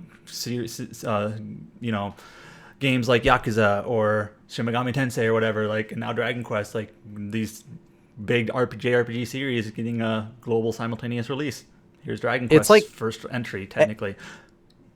Square Enix has pretty much gone entirely to simulship. Sega seems to be doing the same now. Nintendo has for a couple years. It's really nice to see the industry pushed in this direction. And it's like, I knew that things were good when Centennial Case of all games got a worldwide release. Yeah. Yeah, that was bizarre. I was so happy. Really, the lone holdout at this point, I think, is Falcom, and I don't think that'll change unless Falcom like decides to make like a Falcom West or something. Yeah. Because And Yeah, So Falcom, it's a lost cause because they can't even get their games out in Japan fully finished. It took them a Yeah. month to finish Kuro. they'd have to change their pipeline up significantly, and they seem a bit too stubborn to do that. So Yeah, they have. yeah, It's yeah. Falcom is a really between a rock and a hard place because I don't know exactly how they're able to like if they can even build up the staff to do that. If it's even like viable financially to do that to try and like pivot in that direction right now because like they're like by like just on its face like the type of games that like they release is like still relatively niche, you know. yeah. No, I've been saying for a while that it's like I think if Falcom could get another big hit, they definitely maybe have the sway to start pushing for this. But as long as They did a near Automata pretty much. yeah, but like as long as they keep making sequels to the same two series and in like increasing that like the baggage of like what you need to get into these, I don't think that's happening. But yeah, go Square Enix. Every single game they announced for like this direct and everything they've announced in the last year are all worldwide releases. They're very smart for doing this. Yeah, Dragon Quest Treasures looks so good. So yeah, like we mentioned, they showed like the first gameplay in action of this, both on the like a little bit on the English Direct, and then they go to a deeper dive in the Japanese version of the Nintendo Direct Mini for this game. It's shaping up. It's shaping up. I really want this to be really good. Yeah, And it it'd does. be really nice to like cap the year off with a really nice, comfy Dragon Quest game. Like it excites me a whole bunch that it's like, because I don't think December is gonna be too crazy. So it's like, okay, cool, December, Yep, get to play some Dragon Quest all month. it'll be Oh, I it'll can't be a wait. good game to play like over the holidays, It- if you're traveling on the Switch or whatever. Anyways, Eric and Mio are my children, and I will let no harm come to them. Or Mia, sorry. I forgot Yeah. my daughter's name. this, one thing though, I was like, I'm curious. Hey, where's that Dragon Quest 3 HD 2D remake? Yeah, I mean that was announced. So both these games were announced last year at the Dragon Quest anniversary. So it's been more than a year now, and that we still don't have a date or a platform other than It's that okay. initial- That can wait till next year. There's enough Square Enix stuff. Oh, that we have yeah. to get to this year. That they're like, But- they're firing off so many games this year. Oh It's yeah, crazy. it's really funny because if you remember that Dragon Quest anniversary thing, you look at all the games they showed off, you would assume that Dragon Quest 3 HD 2D was the most finished. You'd And think- yet the only release date we have is for Treasures, Yep. which had like a CG trailer. Yeah. It's so funny. I'm convinced that Dragon Quest 3 remake is going to be great. The HD 2D works are getting better and better, so I have faith. I'm very excited for that. I think it's one of those like top titles that like they really cannot afford to screw up because there's so much. People have so many fond memories of Dragon Quest 3 that I think Oh, you know, they have to knock it out of the park, and I think they will. I think they will. They have a really great, you know. And team it working on is nice that the Dragon Quest game we are getting this year is just a new game. Yeah, it's a new game. It's a spin-off. It's it's not crazy big or crazy like a big main line, but it's like something that's different and something that like we haven't seen in a while. We haven't seen a new Monsters spin-off entry in a while. So yeah, let's go. Stoked. Let's go. Coming up, let's see. We have a sequel to Doraemon Story of Seasons with Doraemon Story of Seasons Friends of the Great Kingdom coming to Nintendo Switch, PS5, and PC in 2022. They recently just announced on their Anime Expo panel that there will be a demo for this as well. So you know, go visit Doraemon and Nobito. With their farming adventures. You know, Doraemon has this secret gadgets to help out with the farming. You can play this with the local co-op, so up to two players can enjoy farming together. So that's kind of like just a few details they've shown off for this. No specific release date yet outside of this year. They're also part of the Nintendo Direct Mini was that RPG Time, The Legend of Wright, is coming to new platforms this August. Initially, it was announced only for Switch, but then it's also coming to PlayStation 4 and Steam. The Nintendo Switch and PS4 version of this game will be coming out on August 18th, and the Steam release will be coming out on September 13th.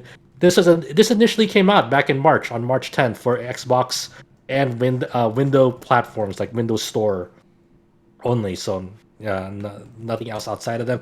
Like this is one of those games that like I'm very interested in trying out, but obviously I don't want to deal with Windows Store and I don't have an Xbox with me. I'm really curious to see how it did, or like if anyone played it, because like after this game came out, I heard nothing about it. So I'm really interested to see how it shaped up in its initial release. But you know, I'm fine with waiting for it to come to other stuff that I have. This is the that game that has been featured, indie game that has been featured like in last year's like indie like game events. Like it's kind of like a drawing sketch look to it, and it's very much inspired by Dragon Quest. So you know, I want to give this game a shot whenever I have time for it. This is developed by Deskworks and published by Aniplex. Um, we also got a shadow drop out of nowhere for the Nintendo Direct Mini. We have Little Noah, Scion of Paradise, out of nowhere from Cygames, and that's already out. It came out on the day of the direct on June 28th, and so this is one of another game I want to get to. Too busy to get to, but I was thinking of picking it up. This one is an interesting one because this is a mobile game, wasn't it? yeah, this is a successor to Little Noah, a game that initially came out for smartphones. It was released in February 2015 in Japan and ended service in January 2019. It also got released in the West under the name of Battle Champs on March 2016, but that version was shut down as well. And this is totally different from that original game because the original game was like sort of like a Clash of Clans clone. Well, meanwhile, this one, Scion of Paradise, is like a 2D side scroller action RPG, and it sort of has like a Pinkman mechanic where you can have like these little things called Lilliputs following you around, and depending on their formation, it'll switch up like your combo attacks in it. So I haven't like gotten my hands to actually play it myself, but I really want to. People seem to have positive first impressions of this game. You know what They seem this to really means, like it. though? What's up? When Dragalia Lost dies, we could get a Dragalia console game. We'll see, maybe. The Little Noah Sign of Paradise is now out for Nintendo Switch. It's also out for PlayStation 4 and PC through Steam. So if you're interested, it's already out. I think it's going for around $15 USD. And then because it's Cygames, they're also adding crossover DLC in the coming months for it, in August and September. In August, it'll get crossover DLC with Princess Connect Redive, so you can dress up the main character as Pecorin from that game, along with like her weapon. In September, it'll be crossing over with Uma Musume Pretty Derby. That's one of the most popular mobile games out that they recently released over the past year. And then you can dress up the main character in Little Noah as Special Week from that game, and you can turn her sword into a carrot. So that's fun. There's like I think $3 if you want to check those out. So that was a fun little shadow drop out of nowhere for the Nintendo Direct. One of the bigger announcements from this Nintendo Direct is that Capcom's doing it. They are making a Mega Man Battle Network Legacy Collection, not only for Switch, but also for PlayStation 4 and PC. And this will have all 10 of the Battle Network games on it. That's not including Battle Network, Network 2, Network 3 White, Network 3 Blue. And just for reference, the Battle Network games were released sort of like Pokemon games, where there are like two different versions out for some of the entries in it. So like Network 3 had the white and blue version, Network 4 had the Red Sun and Blue Moon version, Network 5 had Team Proto Man and Team Colonel, and Network 6 had Cybeast Gregar and Cybeast Falzar. on them. So making a total of 10 Battle Network games, all included in the same collection. It'll have, along with them, you'll have some extras like access to a gallery of over 1,000 screenshots in it, a music player with 188 songs in it, and you'll have the part of the trailer is like you can flip on the HD filter if you don't like pixels or not. I don't like the smeared look of HD filters, so yeah, hit me up with all that pixel goodness. But yeah, that is coming sometime in 2023. That's awesome. That's amazing. The Battle Network games are really, really fun. I know some And people there's are wondering if they're going to adjust the localization, I guess specifically of 2, because I guess it gets like not necessarily like innuendo, but it's just kind of very, very silly and out there and wacky, and honestly probably not very faithful, but to the Japanese, but they just kind of had fun with it, I suppose. I've seen a lot of people posting like Battle Network has some great dialogue and just the wackiest shit. Which game is it? The one where he said he was gonna drink H2O2? Yeah, there's like it's the sequel to Water. It's like what? I don't know which one. Yeah, which one that is specifically. There's a lot of these games. And they also use the verb jack a lot, which you can of course have a lot of fun with. Like we're gonna jack to the car. We're gonna jack everywhere. Like okay. Yep. So that's just that was the era. But for people who don't know these games, these games take place on battles take place on a 6x3 grid with like half of it on the player side, half of it on the enemy side. You can like deal battle through cards that you power up and abilities that you power up in battle. Games like One Step to Eden are very much inspired by the Battle Network series, so it's good to see that these games are going to be like available again easily. So yeah, that's awesome. I'm very much looking forward to this collection. Um, we also got a release date for Mario plus Rabbids Sparks of Hope, coming to Nintendo Switch on October 20th. Is the follow-up to the Mario plus Rabbids game a few years back. This is kind of like the XCOM like-ish game. So they showed off more gameplay of that and showed that Bowser will be joining Mario this time in this sequel. So that's good. They also out of nowhere, Square Enix, Square Enix refuses to rest. Yep. They announced a brand new RPG, life simulation RPG called Harvestella, and that is coming to on November 4th for Nintendo Switch and PC. This is very much like a Rune Factory like. Yeah. So players create their character. They can go farm, talk to people, go fish in this village. And there's actually seems to be a pretty competent action battle system in this game too. Yeah. They can go like explore dungeons and like have like a party member with them. There's like a job system for battles. They can become a fighter, a mage, or a shadow walker. That is a crazy like the class selection they have in this game for that. I'm actually more hyped about this game than Rune Factory 5, and there's people in the comment sections that are upset. It's like, hey, they're just stealing Rune Factory 5's ideas. But hey, you know what? If you can make a better Rune Factory, go for it. Sure, why not? If you can make a Rune Factory that's sad, I'm all in. I'm more excited for this than Rune Factory 5. Like I was thinking, oh, maybe I'll pick up Rune Factory 5 on Steam. Then I see this and it's like I'm way more interested in this. Yeah, this game it's really cool. So the main like thing that differentiates it from like Rune Factory and other sorts of games like this is in between seasons. There's a season of death. So in between autumn to winter to spring to summer, in between these seasons, there's a season called the season of quietus. It's a season of death where the crops wither and people have to like stay indoors because there's like a dust of death that's emanating from like this crystal. And these crystals like oversee and govern the seasons. So like that's the main mystery there. And like from the screenshots and the trailers, like it's very colorful at first, and then during this mid season of quietus, like it becomes very gray, very dark and dull looking, and like who knows what's going on there. So there's kind of like that. That's the main mystery behind this game. Obviously. As you're just playing normally, you can go craft things, you can go cook things, make consumables for you, and live life, do quests. And you also get like a submarine to navigate the overworld. So this game has really come out swinging and taking the eyes for a lot of people who are like thinking maybe I should get into Rune Factory like me, and then now I'm just like maybe I should go wait for this game. This seems really cool.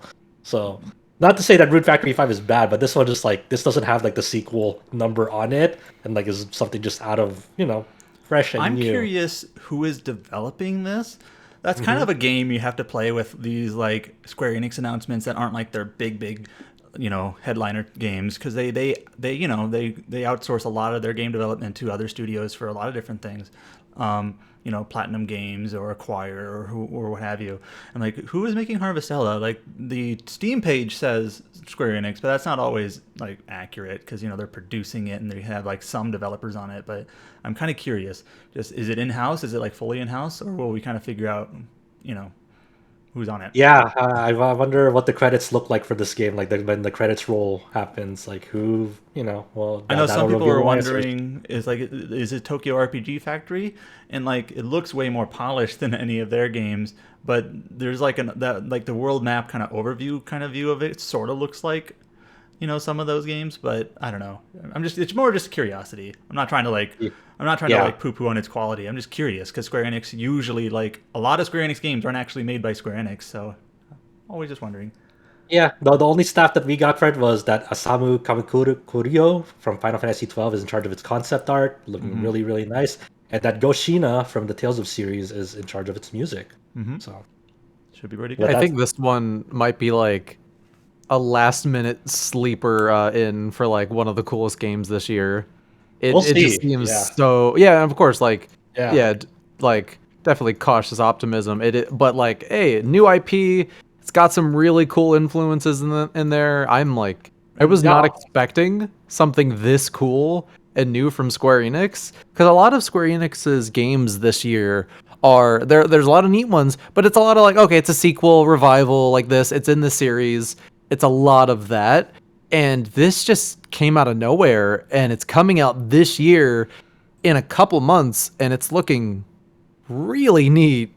So the character designs look really, really good. And actually, the last week's podcast, I actually kind of mentioned, I kind of wish that there was like this Crystal Chronicles series was like still around, and I had this thought, and I thought other people have this thought too. Like, people said that this game kind of gives them Crystal Chronicles vibes. In terms of its style and art, I guess. It's not exactly the same, but like, I kind of agree. It's a little bit more, I don't know what's the word to use here. It's not like necessarily lighthearted. It's not like epic, but it just kind of gives me that same sort of feeling. So I just thought that was it's like reasonably saw like more like small scope, community scoped almost. Yeah, I'm very much looking forward to this. Thanks, Square Enix. This was a really cool announcement.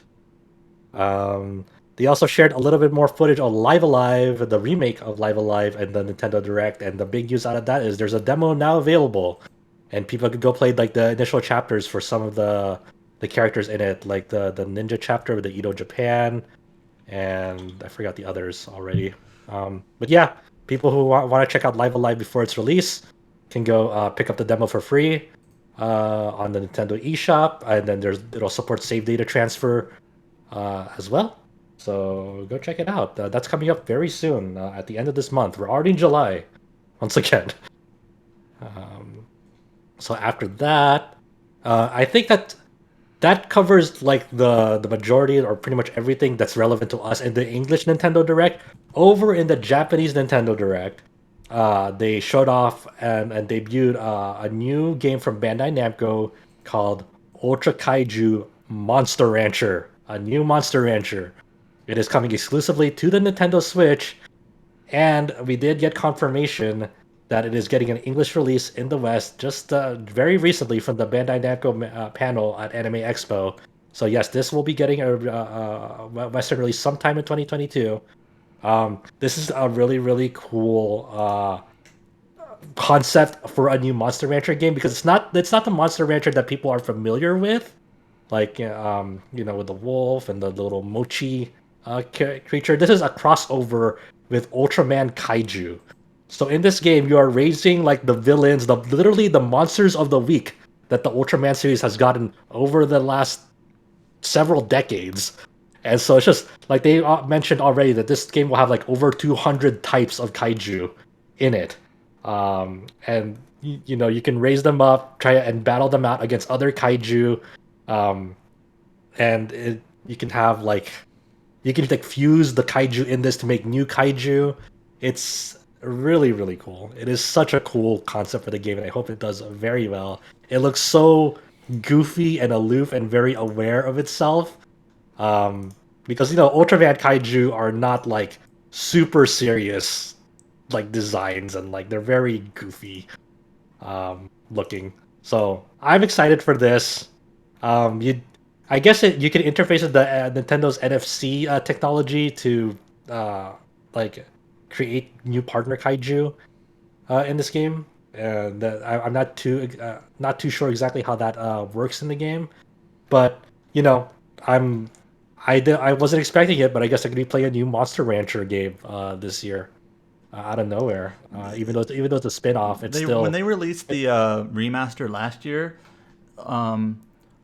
there were several interviews that they did with Western outlets talking about like will there be a new Monster Rancher game? And you know, like it has its followers, but it especially when you compare it to like Digimon or Pokemon or any monster game, it wasn't. You know, it's like it's not one of the more popular ones. Yeah. But they showed interest. I forget the producer's name, but in making new ones. So this one must have been like at least in concept at that point. So it's just kind of interesting that this is the route they took to like let's combine it with kaiju, which is I think smart. Kind of gives it its own little flavor. That Yeah. I mean, how many? I know there are a couple of kaiju games, but it Not a it lot, sets it I guess. apart. It sets it apart a little bit from just like the more typical monster raising game, which you see plenty of indie entries for. So I think it's if you're into that kaiju, whatever you want to call it, genre. Yeah. then it Ultraman looks fans interesting. across the world were like, like when I first like mentioned this on social media, like I got an explosive response from just Yeah. people around the world, just people who are excited and seeing like just a really like fresh new concept, really, and that's exciting. I'm not even like big into like Ultraman, but like I'm like excited enough to like yeah, I want to play this game, and just hearing all the support for it, I'm like yeah, sure, let's go. So right now, like I said, it is only for the Switch, but it could come to other platforms later, like the Monster Rancher 1 and 2 DX release eventually made its way to Steam. So we'll see if this comes to other platforms, in the future. But for now, only for the Switch, and very much looking forward to it.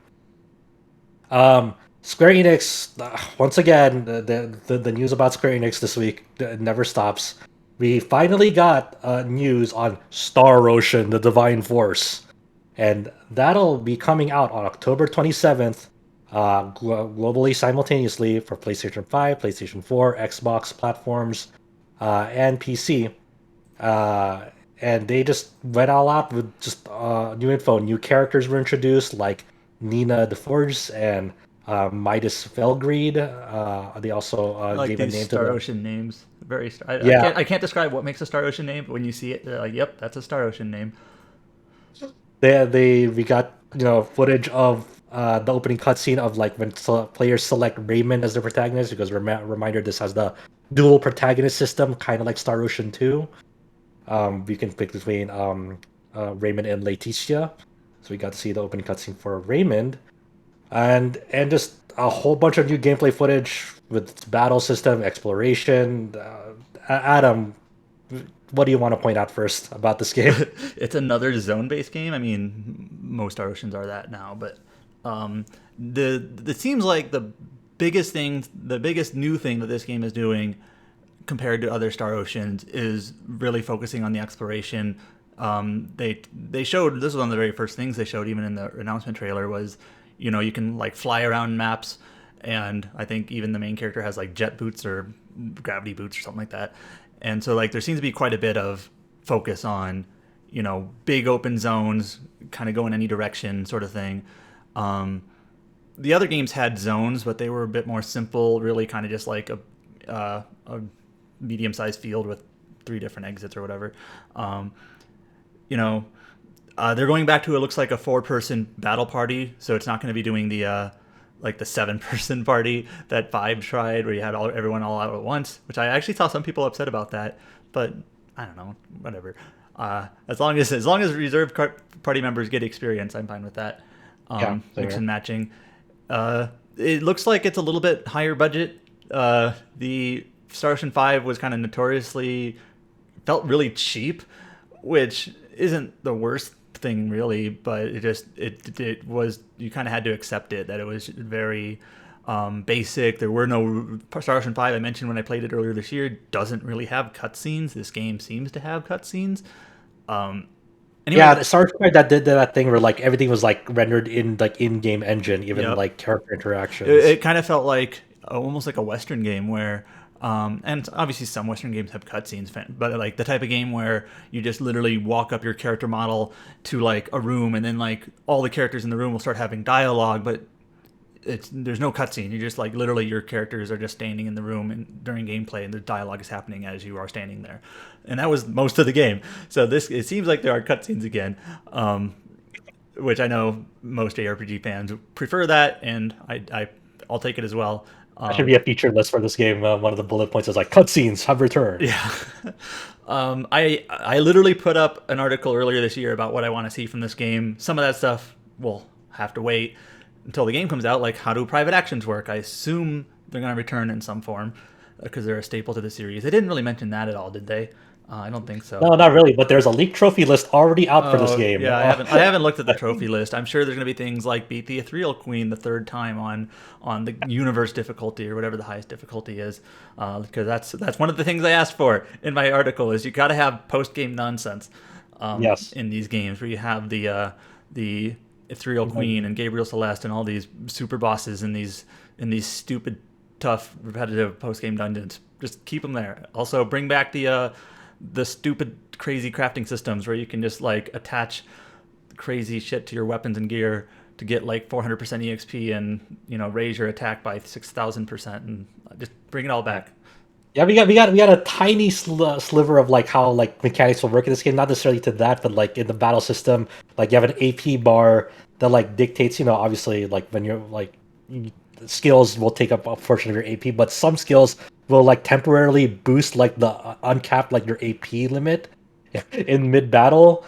It's just like an interesting thing, and then you can like fully customize like your like ability chains, like to correspond like which button do you want, and like when do you want this to fire off in the middle of like your like skill combo, and one of the things I mentioned in my article. One of the things I dislike most about most Star Ocean games. Most of them use just an MP system where you have an HP and an MP bar. And then ultimately, the game comes down to like skill spamming, where you just find your strongest skill and you just do it over and over and over again. And that's literally the best way to play the game, is just spam the same skill, do it again and again and again, and then just eat up like blueberries or blackberries, whatever heals the MP when you need it. So it's hopefully this AP kind of chaining system changes that up a little bit, so you're not just spamming the strongest skill. We'll see once we can get our hands on it. So yeah, I'm very interested. Very excited. Star Ocean is probably like my like B game series. That's like what I find.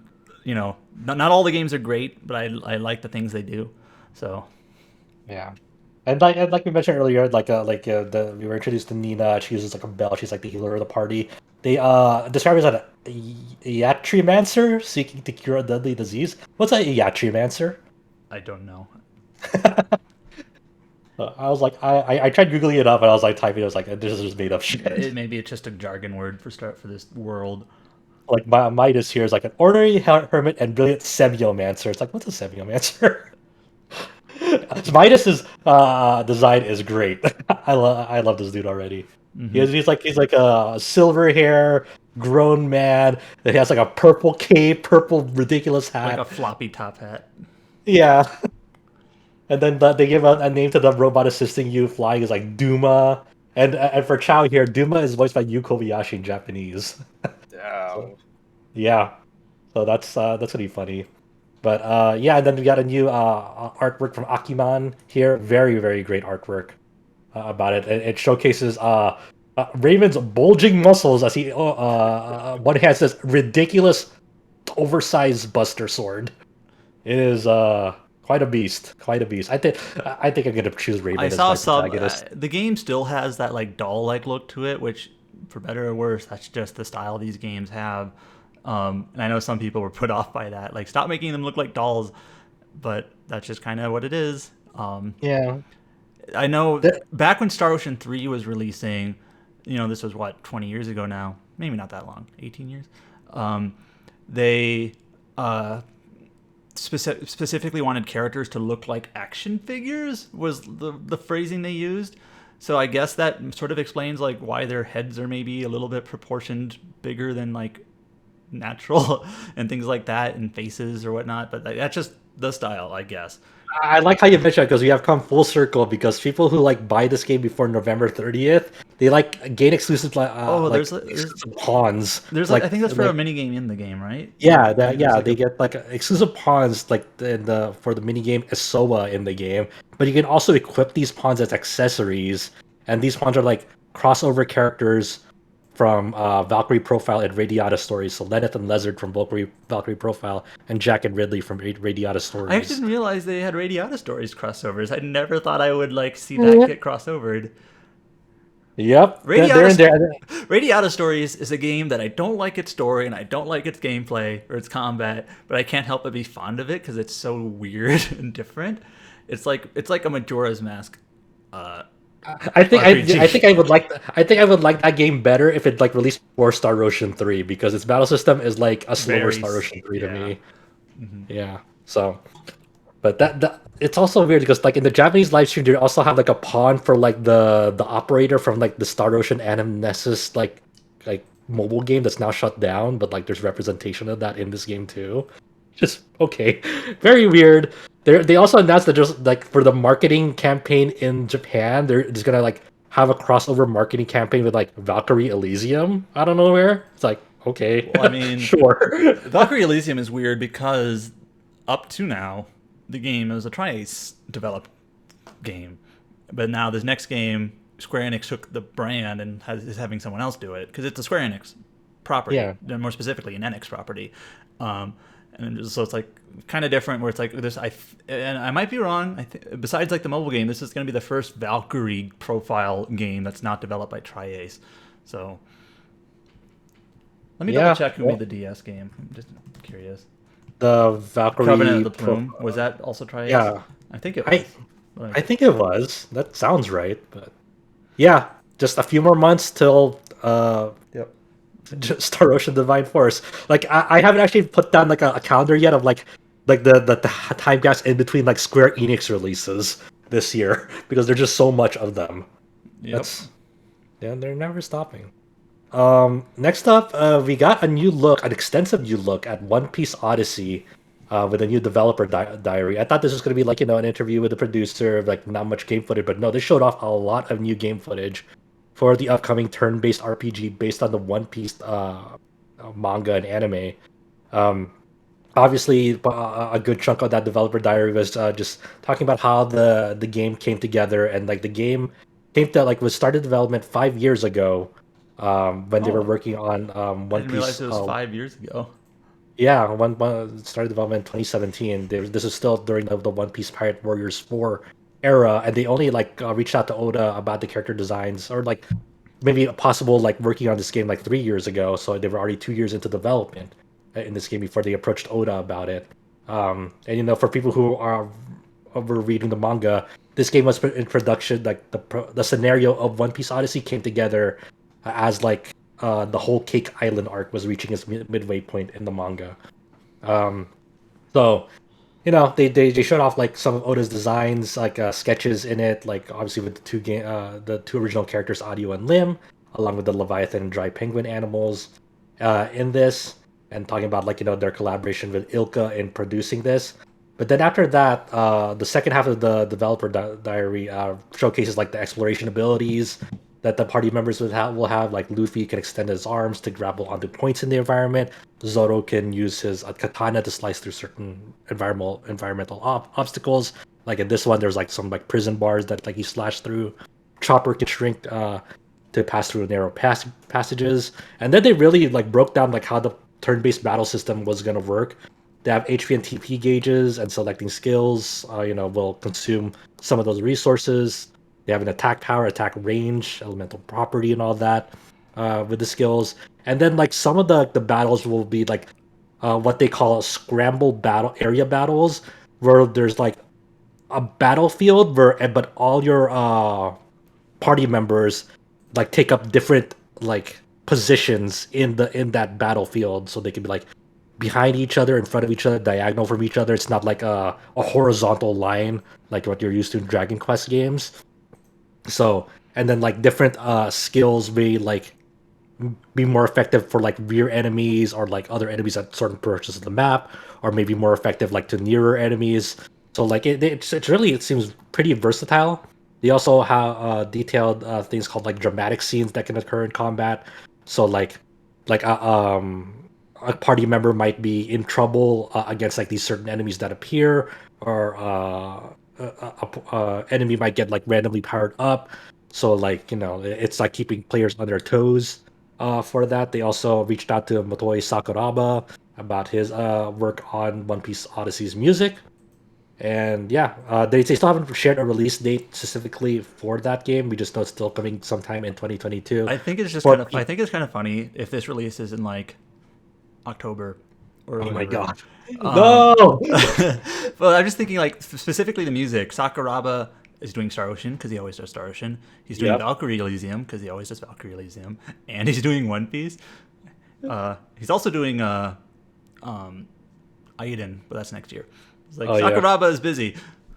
Sakuraba's year, baby. Sakuraba sweep. That's the title of this episode. He did Trails of Arise last year. So Oh yeah, it is a true Sakuraba sweep, for better or worse. But yeah, that's this game in motion. Like it makes me want to like start reading One Piece. I'm not a One Piece I've seen person. a lot of people seeing like the gameplay for this, and maybe they're like Dragon Quest fans and they see this looks like a Dragon Quest. I've seen some people say like it looks like discount Dragon Quest, but that's a good thing. Yeah. But like not familiar with One Piece at all, and they're like, I want to play this because it looks Yeah, cool. I might just play it like without any One Piece knowledge and see how that is from that perspective. Because it seems to be like design, like the game seems designed for like, hey, you don't need to have read One Piece to Yeah. like enjoy this game. So One Piece is obvious. I've watched like maybe half. I don't know. I've seen up to the time skip, which these characters here are like the time skip designs. So I think in terms of like knowing the character powers that they have at that point, that's probably appropriate. But it's a standalone story, so in terms of like understanding what's going on, you may not need that at all. So Yeah, because they actually shared like a cutscene last night at the Anime Expo panel for this game, where like the one of the original characters, like the lady, like she like kind of like turns like their skills and powers into like cubes and like scatters them all over the island. So it's just like, okay, you know, your powers. that almost feels just like a gameplay kind of Yeah. convenient, or not what's the word I'm thinking of? Just like it's just the gameplay conceit. Like this is It's why like the this is why your characters don't have all their powers to begin with. You Yeah. have to like find them or unlock them to unlock It's like when, your it's like when traversal Death takes moves. away Alucard's like powers at the Yep. beginning of 79. It's like, or yeah, fuck you. Samus falling, or Samus losing her suit or whatever to use Yeah. all of her abilities. Just it's the gameplay conceit. Like, this is why. But still, it looks Yeah. cool. I might play this. I just, the fall schedule is getting a little bit busier, especially October. November has Pokemon and Harvestella, I guess. Starfield is now out of there, but yeah, it's stacking up. It's starting to. Eruption might as well be a November game because Yeah, it's releasing, late like, October. end Yeah, of- I suppose. end of October. So, it's definitely filling up. But maybe we should play this One Piece game. I don't know.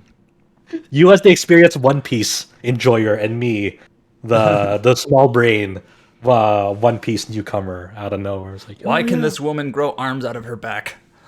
She, exactly, like some part of that trailer or like the gameplay thing is like that this lady has summoned gigantic feet Yep, in combat. that's her power. To Her name's Robin, is- and that's what she can do.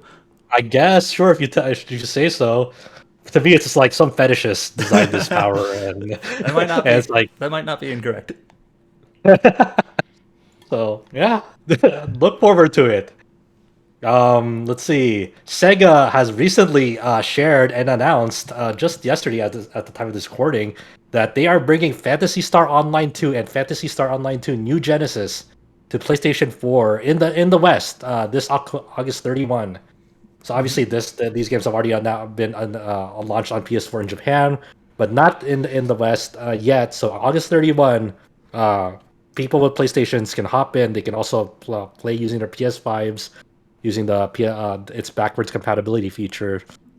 And they'll it'll be the content will be up to date to the Western versions for both of these games, so they'll have access to 9 years of PSO2 content and a lot of PSO2 New Genesis content, including the Frozen Resolution update that has the Kavaris region in it and the Waker class. And that was And, that was like the most recent update, I think, right?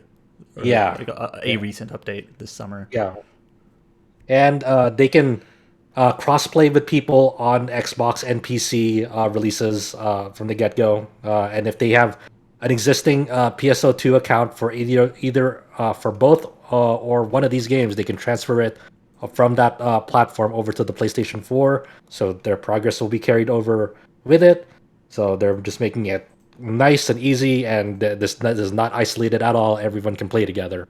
So there you go. August 31, it's free to play. Hop in, whatever you want, PSO2 or PSO2 New Genesis. You can start playing them both or one or the other. Yeah, so cool. That, I assume a lot of people have been waiting for this for a while. So there you go. And of course, PSO2 New Genesis is still getting updates on a month-to-month basis for that. And Brian has been playing that and been releasing guides continually for New Genesis. So hey, if you're gonna hop in for the first time and need some help finding some stuff for New Genesis, just saying, Brian has been working hard on those guides and keeping them up to date. And then just today, there was a show, like a YouTube show that the partnered with Square Enix to show off more DioField Chronicle. This is kind of like that strategy RPG, tactical RPG that they announced a few months back. Square Enix has announced that it'll be coming on September 22nd this year on my birthday, and a demo is launching on August 10th for DioField Chronicle. And then they showed a bunch of new gameplay as well on that channel that they partnered with too. I've never played this. I'm sure Chow has. But I guess people are saying that this gameplay, this specific tactical RPG style, reminds them of Growlancer. That's what people are saying. I play Growlancer. It's like a real-time strategy. Yeah, and that's what people are saying DioField looks like real-time kind of strategy. More so than like, I feel like the default that people think of is like Final Fantasy Tactics, but it's not that. It's like you have free movement and like attack ranges, and not rather than like a grid. But again, I've never played that Growlancer, so I'm just kind of going by like how people are describing it. It looks cool. It's tactical games are kind of hard to judge from like a distance, sort of. I mean, all games are, but especially tactical games. But it's interesting, and it's got good art style. It's like the Lord of Vermilion art, I believe, artist. And both for like the like character like drawn art, as well as it's kind of got this sort of diorama style, not quite like Fantasian, but a similar kind of look to it. But yeah, I'm very curious about this one. Yeah, I'm. Once again, it's something like totally new from Square Enix. Like, even though, like, just like with Harvestella, like they definitely used Rune Factory as an inspiration for that game, and this is using Langrisser as an inspiration for it. It's like, I don't know, like Square Enix is like in a weird tangent of like, hey, we'll have like these smaller teams working on their stuff, and then release date schedule be damned if we're gonna compete against ourselves. We're just gonna release it. And you know what? I'm kind of here for it.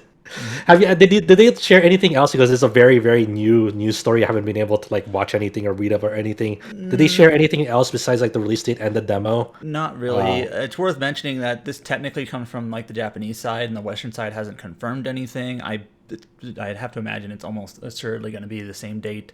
There's probably going to be a demo, but just noting that this is coming from the Japanese side directly. I'm sure because of the holiday weekend in the U.S., Square Enix will probably announce this officially like on Tuesday.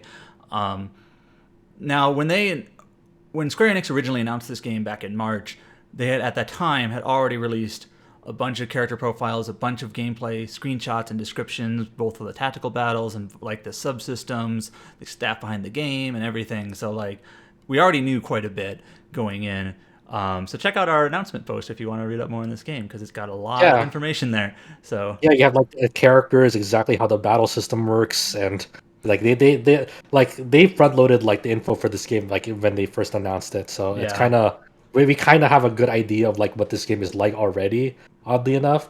But you know, it looks, man, there's so many games. Like it felt like there's nothing coming out at the second half of this year, and now it's just like it feels overwhelming. yeah, May and like most of June are pretty quiet, and now it's just like, sheesh, like it's starting to fill up. Yeah. But yeah, there's. Well, I'm re-looking at the announcement stuff. So again, this isn't new.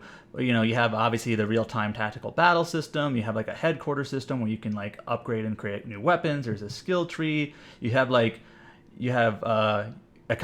commendations for each character. You have leaders and adjutant characters. More information on like ambush attacks and other battle fundamentals. There's a lot so that they've already described already, but gets a little bit into the weeds. But kind of tactical games are like that sometimes. So I'm curious. I know Alex was saying that he feels. I think it was Alex. Maybe it was someone else. Was saying, Alex, our boss, that like this kind of feels like almost like a response to something like Three Houses, seeing how popular that was. Like, here's our tactical version of a game. It's not quite the same, but has some similar vibes.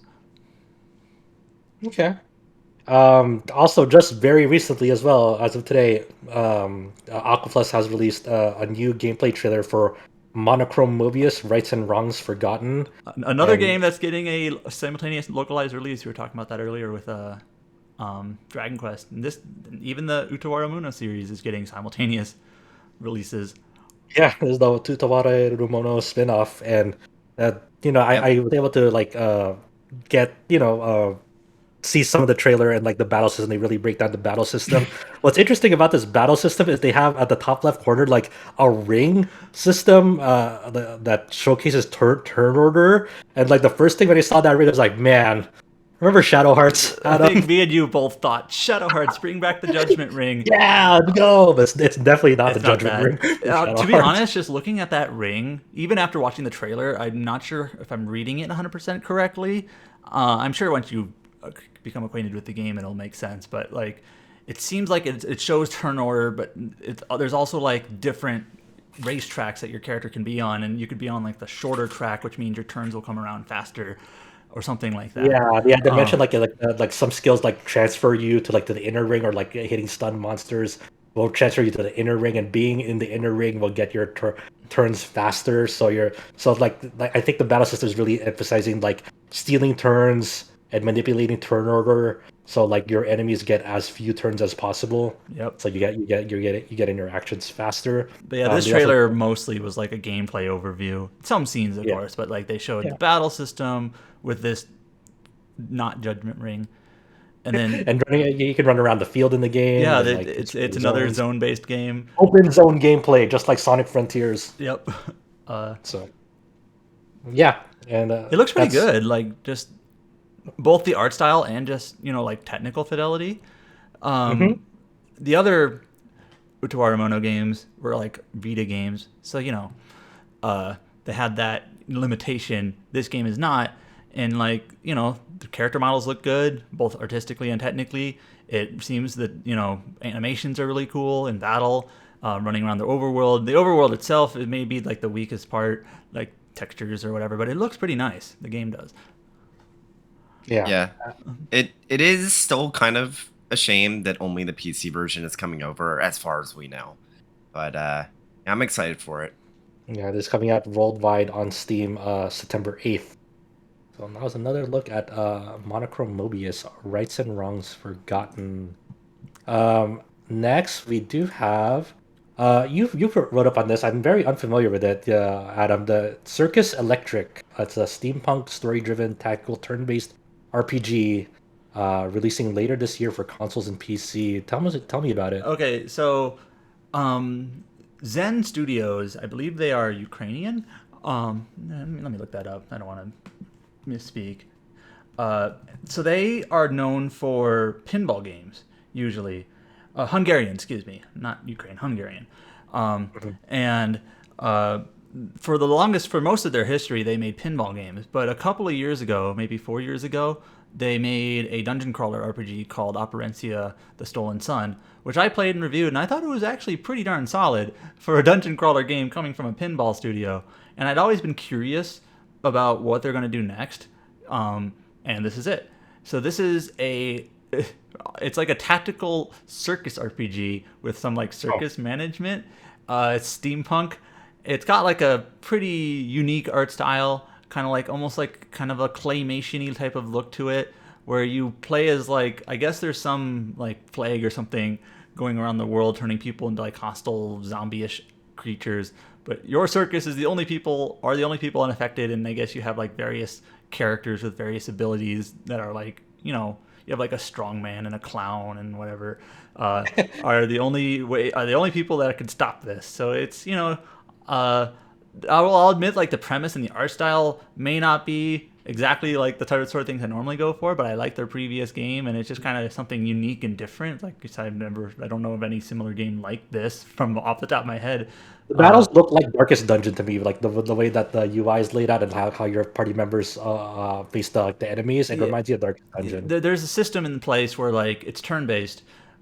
And your characters are like in 4 separate slots. Like there's a character in front, in the second position, the third position, and the fourth position. And then like certain abilities you can only do from certain slots. So the trailer talks about like before you do an ability, you might have to move around your characters, like move the person in the first slot to the third slot, and so on. So there's that's where the tactical part of their description of the type of game it is comes into play. And it's the type of game where I'm like curious enough to at least keep an eye on it. Yeah, it's very different. Like you don't really think about circus themed RPGs that often. It's like steampunk circus tactical RPG. So yeah, it was actually announced a while ago. I just missed it, but they released a new trailer recently. So yeah, it's coming to basically all platforms this year, sometime. Cool. Yeah, that looks awesome. Jack is back, maybe on July 20th.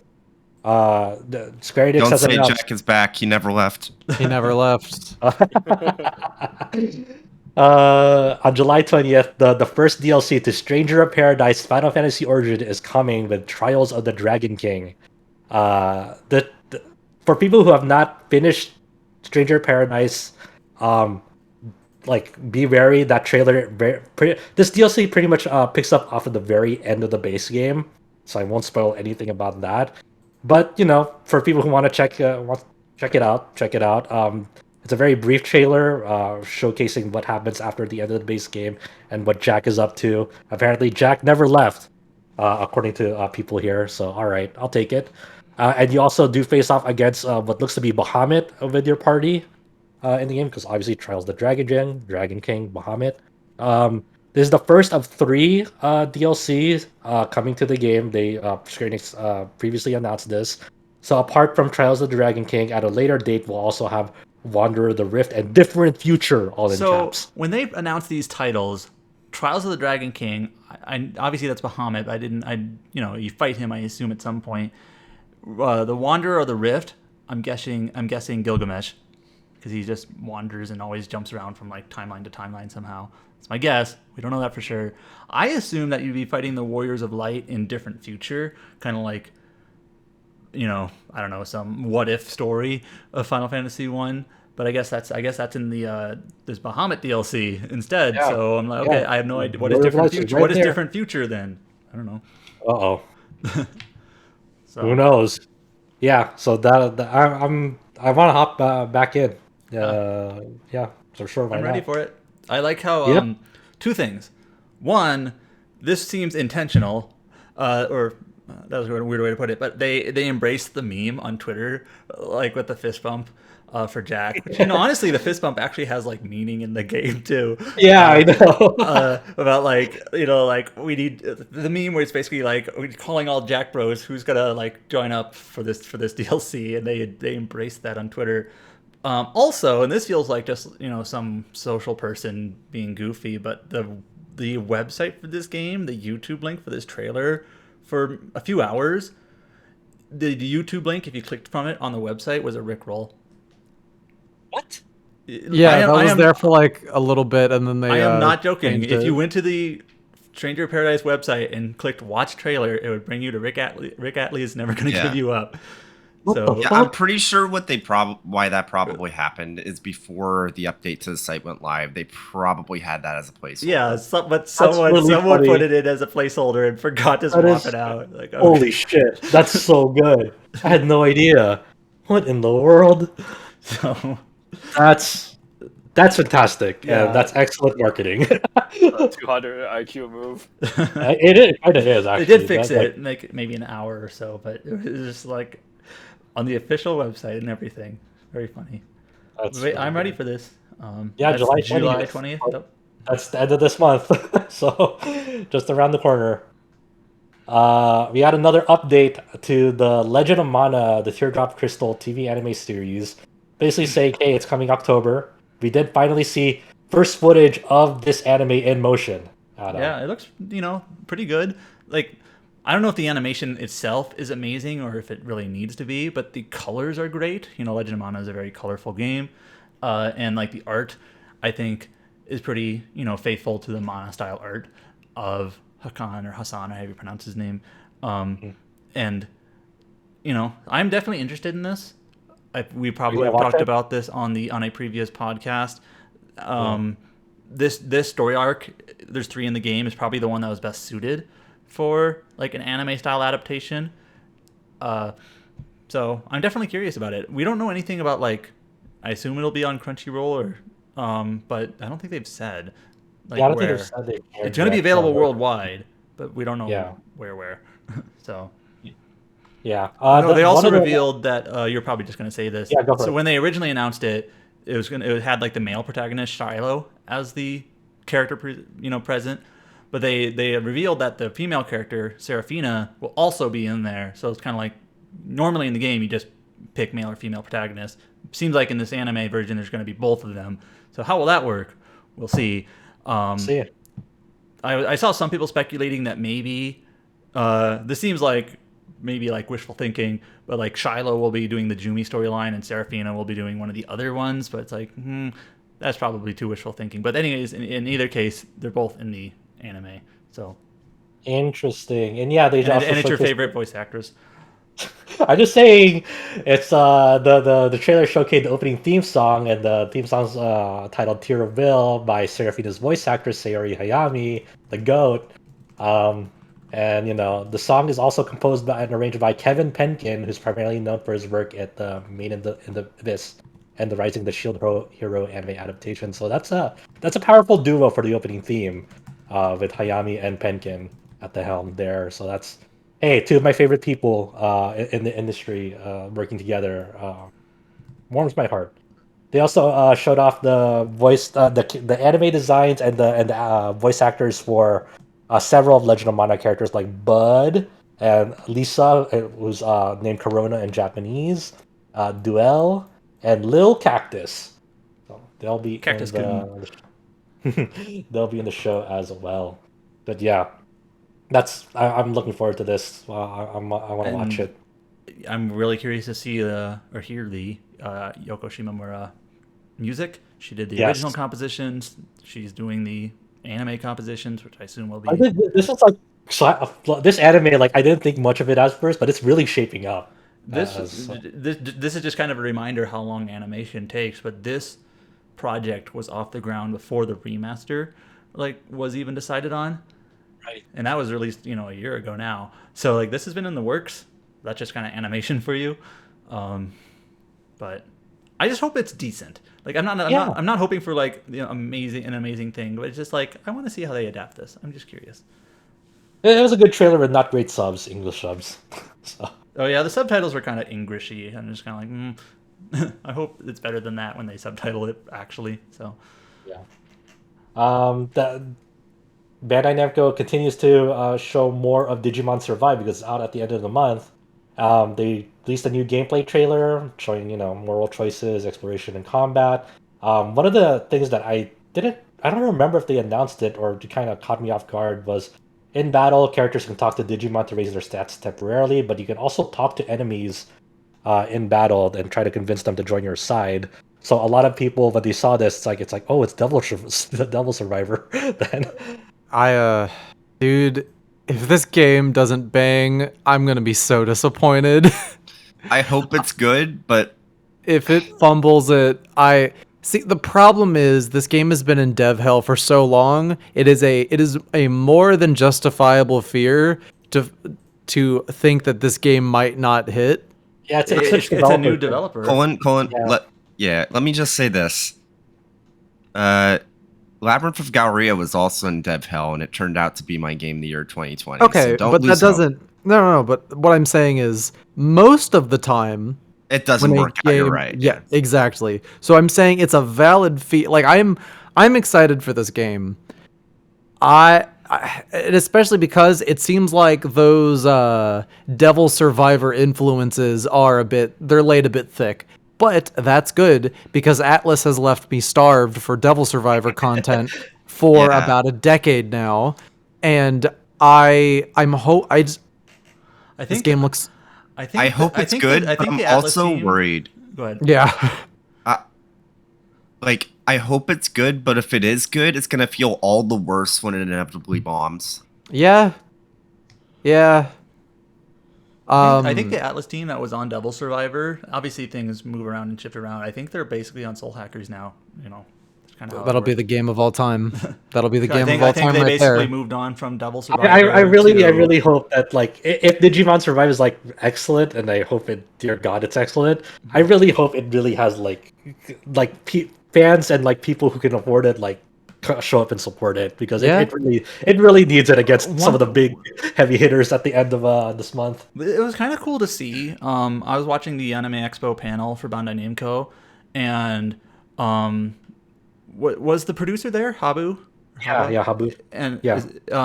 and like seemed like he was actually kind of like moved a bit by all the fans that were there, and most of them were there for Digimon Survive. It got like the biggest reaction, and he even said like he was kind of like nervous and sheepish, and he was just kind of like, "Wow, you're all here for me," kind of thing, or for my game, for Digimon. And I thought that was actually kind of sweet. Like you're a Japanese creator, you're probably not thinking too much about like worldwide fans in the West, that much.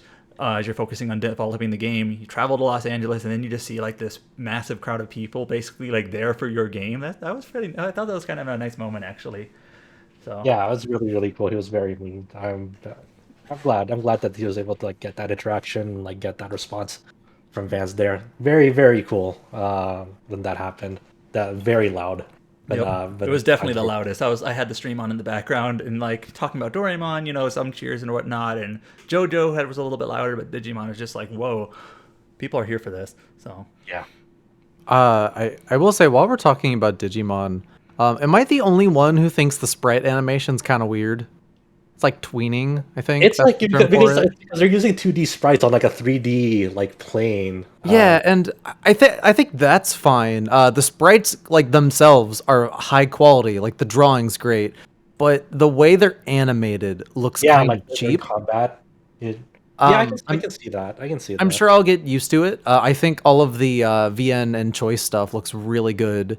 I don't know. I hope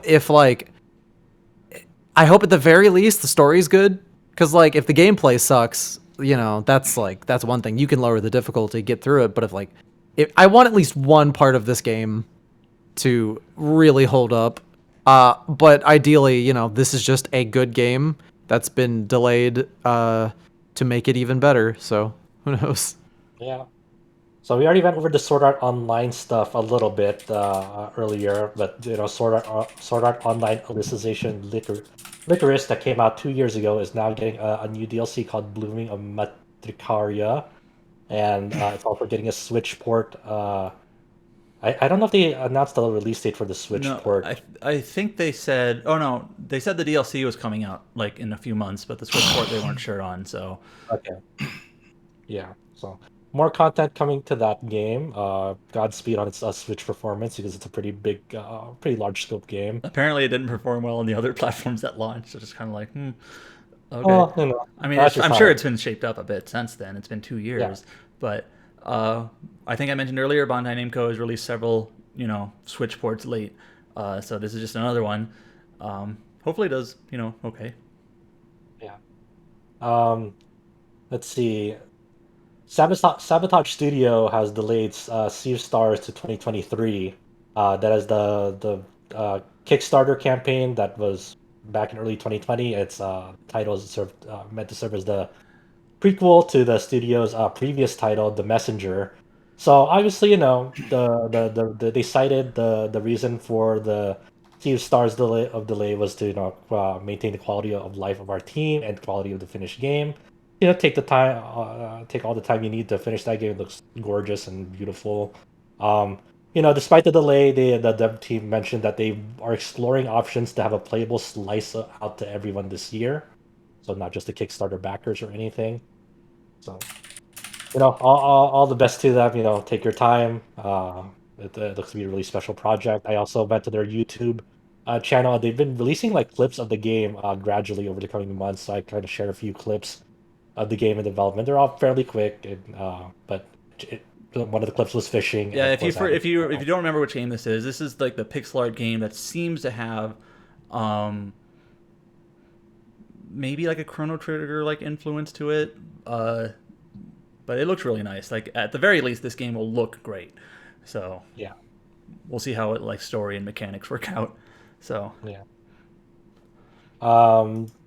To top it all off, we have some sales updates.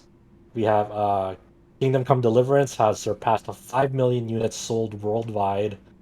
That's from 2018. This came out on 2018, and I our played last this. yeah, the last time we heard about it about sales updates was it passed the 3 billion mark back in 2020. It almost sounded like you Uh, said 3 billion. Wow, this game has done really well. But yeah, I played this game when it launched. The one thing about this game that I think it did really well that like most games don't was its like side quest design. Very briefly, it was the type of like quest design where you would be very kind of like surface level here. You'd be asked to like do a thing, but the way you could approach it was like you might have like 4 different avenues to do it. One like just killing people. One like if you talk to people like elsewhere, you might be able to get like a different result. Or if you like, to do a little side quest for a different character, it might affect a different quest. There was just like a lot of permutations in how quests could work. It did make it a little bit glitchy because there's just so many different paths you could take, but like it was definitely the almost antithesis of just like the fetch quest design. I thought that did really well in that regard.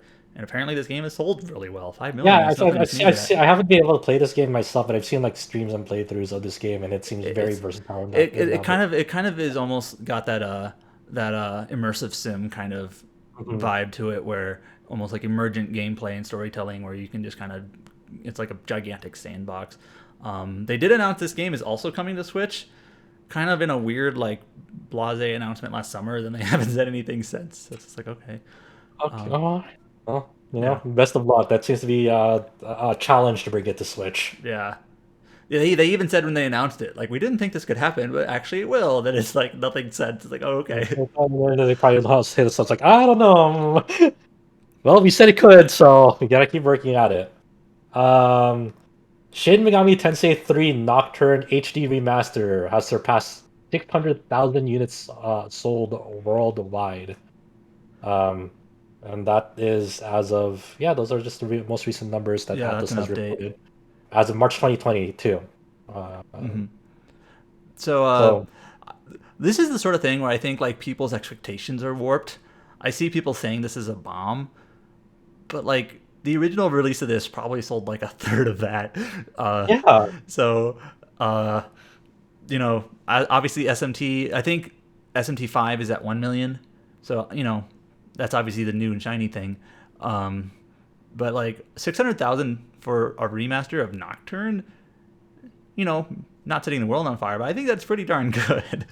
Yeah, So like something like this being a probably lower, like, well, not probably, definitely a lower budget project than just making a new SMT game for it to sell this well.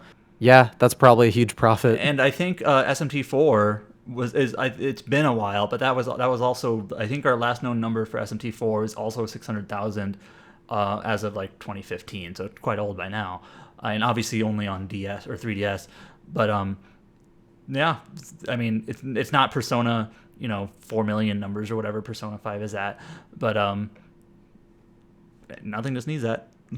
Now the obvious thing is, I hope they port more to PC and Switch, like Digital Devil Saga or whatnot.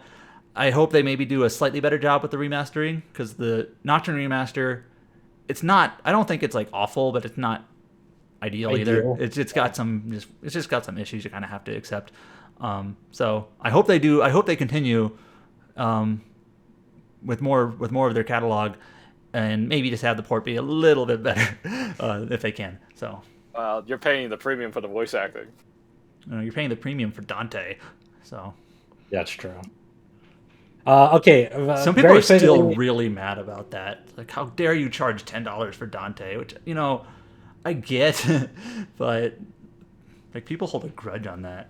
So obviously the argument is yes, it was included in the American release, and if you look at it a certain way, it feels like they removed it so they could charge you for it, but they probably had to re-up the license, and that was not free. So and realities. And I'm sure it probably was worth even more now, since DMC is bigger than it's ever been. So Okay, very quickly, Chow, I know you wanted to get to this, so I will let you have just a little bit of time. This is not really an RPG, but I know you were very enthusiastic to talk about this. A few days ago, a Tencent Games subsidiary, Lightspeed Studios, announced Code to Jin Yong. It's like Code : to Jin Yong. It's like an open world action game inspired by the series of martial arts novels by Jin Yong. I wasn't privy to Jin Yong and like his works, but you were very, very, very, very excited about this announcement. Tell people about first what's Jin Yong's novels and like why it means so much to you. Okay, so Jin Yong is basically a wuxia novel writer from the 60s, right? He would write like these short stories in like the newspaper publishing, and people would just read them. It's like a weekly Shonen Jump, except in a newspaper. You just gotta keep reading them, right?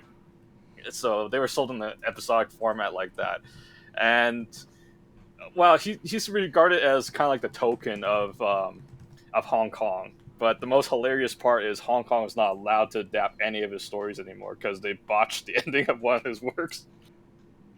Wait, well, how? Wait, what? Basically, they Disneyfied the ending of one of them because the ending is kind of depressing and anonymous. Basically, these two characters decide to fight each other. You don't know what's going to happen. But instead, the Hong Kong adaptation, they change the ending where they have the results, and it's a happy ending. The girl that he was fighting has amnesia, so we just pretend nothing happened. Okay. So they botched his ending, and she's like, and no, because of that, they can no longer adapt anything else? Yeah, they refused to sell the license to Hong Kong again. Okay. So apparently everyone else can adapt it, like mainland China and everyone else, but not Hong Kong. So, yeah, did you get the chance to look at this game? Yes, I did. It's one of those games that's described as like open world adventure, so not RPG as far as we know. So we're not like covering it properly, but it's something cool and different. We're seeing more. I feel like we're seeing more wuxia style or Chinese developed games getting like English translations and releases potentially. This one I don't think was announced. Was it? Let me see. Like, if you were watching this trailer, you'll be just thinking it's just two generic guys fighting, right? But Sure. if you're into Jin Yong's works, you know that the character that they're fighting is kind of like a standout character from his series. Like, the character that's wearing an iron mask, that's a time skip character from his popular novel Return of the Kanda Heroes. In this part, the main character has lost his arm, and now he has like this giant heavy sword and becomes like 1,000,000 times stronger than he was before. And it's like a very standout feature because you would know it's him because he's missing an arm and he's wearing an iron mask. And the other character that's fighting him that you don't really know who it is because he looks that you kind of figure out, oh, it must be that guy because only that character knows how to use that technique. It's like watching Vegeta using Gallic Gun. Vegeta knows how to use Gallic Gun or something like that, right? I not to interrupt real quick, I do have to bounce. Okay. but We're yeah. wrapping up anyway, so Yeah, yeah. Aw, Let's go. dang. Yeah, we're wrapping up, but you can leave early, Colin, if you need to go. That's fine. All right, cool. But Yeah. this has been fun. I'm slowly but surely inching closer and closer to being on a full podcast episode. You almost made it. I am sorry. If you only had like 5 more minutes. Unfortunately, I do That's not. fine. It's Yeah. fine. It's fine. Have a Colin, good one. you go need what you go do what you need to do. Thank you so much for joining us. Yeah, for sure. I'm getting the Kirby bubble tea that is apparently a thing now. So. Oh yeah. Wait. The Kirby Who, bubble who, tea? who, men- Yeah. who mentioned it to you? Because I was mentioning in KZ's chat like last night. So, Oh, George I- mentioned it. Yeah, I wasn't there for that, but yeah, Kung Fu Tea. If you Yeah. go there, you get a Kirby cup and a special Kirby drink. I So go to Kung Fu Let's Tea look all into the this. time, though. I need to but look into maybe this. it's just So a let's- Canadian franchise. yeah. Josh, there What's all- should be one in Cerritos. I think that might be the closest one to you. Okay, this is news to me. I don't know what the fuck the Kung Fu tea or Kirby tea is, but that let's make sounds that good. our homework assignment for the night. right. Let's all put pictures of our Kung Fu Tea. All right. Take care, Take care, Colin. fellas. All right, bye. Bye. But yeah, before I finish up, that Yeah. main character that was using the sword techniques, he's from a different universe, like a total different timeline kind of novel. He's from this novel called Smiling Proud Wanderer. And this is a very popular novel in China because a lot of the characters in this novel, they're kind of like a leader of a martial art cult, and everyone kind of represents like a leader of some sort, and people would see them like a nation being represented. It's like Animal Farm kind of idea with the martial art leaders. And anyways, the way that you see this character using the sword techniques, it's like, yeah, it has to be that guy. It can't be anybody else. So I think it's really cool that you have like that recognition and like immediately like that. It's so iconic that it's like, yeah, I identify this character immediately, even without anything else. like That's he cool. used like there's a part in the trailer about like 1 minute and 20 seconds in, he used like a drill kind of slash move. That slash move is a trademark move from this it's called the Nine Swords of Dugu, which is used to counter all kinds of like fighting methods.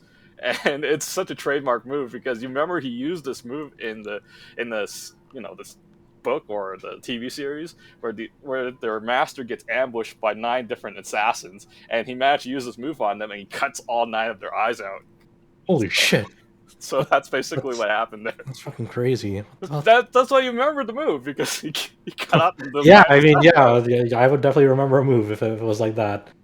But Yeah, yeah, that's so that's but really he- cool. No, but because he comes from a different universe, like what is it? Is it gonna be a gotcha game, or you're just like learning moves as an avatar from like different characters in their series? You know, it could be nah, anything. I don't know, probably not. So this looks like a console game, this Code to Jin Yong, but I mean, thank you for sharing that though, like, cause I didn't know, but like, if this is such a big deal to like people like in that fan base, like, or people who don't know, like that, like this has such a rich history, like, that should be shared, and I think that's really really cool. So that's all we really have is like just this debut trailer for that. I don't think it's a mobile game. I think it's a full console game. Or There's also one thing I'd like to share with Yeah. the character. This character he trains under a master that is basically like his foster parents, and that master, people call him a fine gentleman. And Hmm. in China, when you call someone a fine gentleman, it means you're a two-faced backstabber. That's how Oh. people. Oh, see shit. it. That's how Okay. popular this character has become associated in real life, because that character is known as a backstabber, and his name is called a fine of gentleman. So if someone calls you a fine gentleman, they basically mean you're a two-faced backstabber. Oh, so like that was like internalized into like the actual like a saying that's like the origin of that saying. in real life, like because his character's so popular because of that, his master Oh. was a backstabber. Holy shit! So people call you, oh, you're a fine gentleman. It's like, yeah, they're kind of referring to that guy. Wow. Huh. Well, that's Yeah. cool. Yeah. That's kind of like some lore for you for Jin Yong, but yeah, his stories are really popular. They're kind of like trails, because if you get like one reference goes to the next book, and it just keeps going on. Yeah. A lot to look forward to in the coming months. So yeah, we have that. We have all the other RPGs coming out the latter half of this year. We've reached the midway point of 2022, and now with the July Anime Expo is still going on, and we're gonna get probably some more bits of news here and there, and see what the upcoming week has as we all wait for the big hitters coming at the end of the month with Xenoblade 3, Digimon Survive, Live Alive. Anything else I'm missing outside of that? I don't think so. But yeah, until then, thank you so much. If you've reached this point in the podcast, thank you so much for listening to this beefy episode of the Tetracast. You can find us over at our site at rpgsite.net. You can find us on Twitter at rpgsite, on Facebook through rpgsite.net, youtube.com/rpgsite.net. You can find us on your favorite podcast app with iTunes, Spotify, and any other podcast app. You can on our front page at the site, you can type this little Discord icon at the top to go join our Discord server. Every day, everything's popping off in there. Everyone's having fun, having a good time. Until then, thank you so much. Thank you, Adam. Thank you, James. Thank you, Chow. And of course, he's left already, but thank you, Cullen, for joining us on this episode of the Tetracast. Until then, take care, stay safe, and brace yourself for the upcoming Sakuraba sweep coming up soon.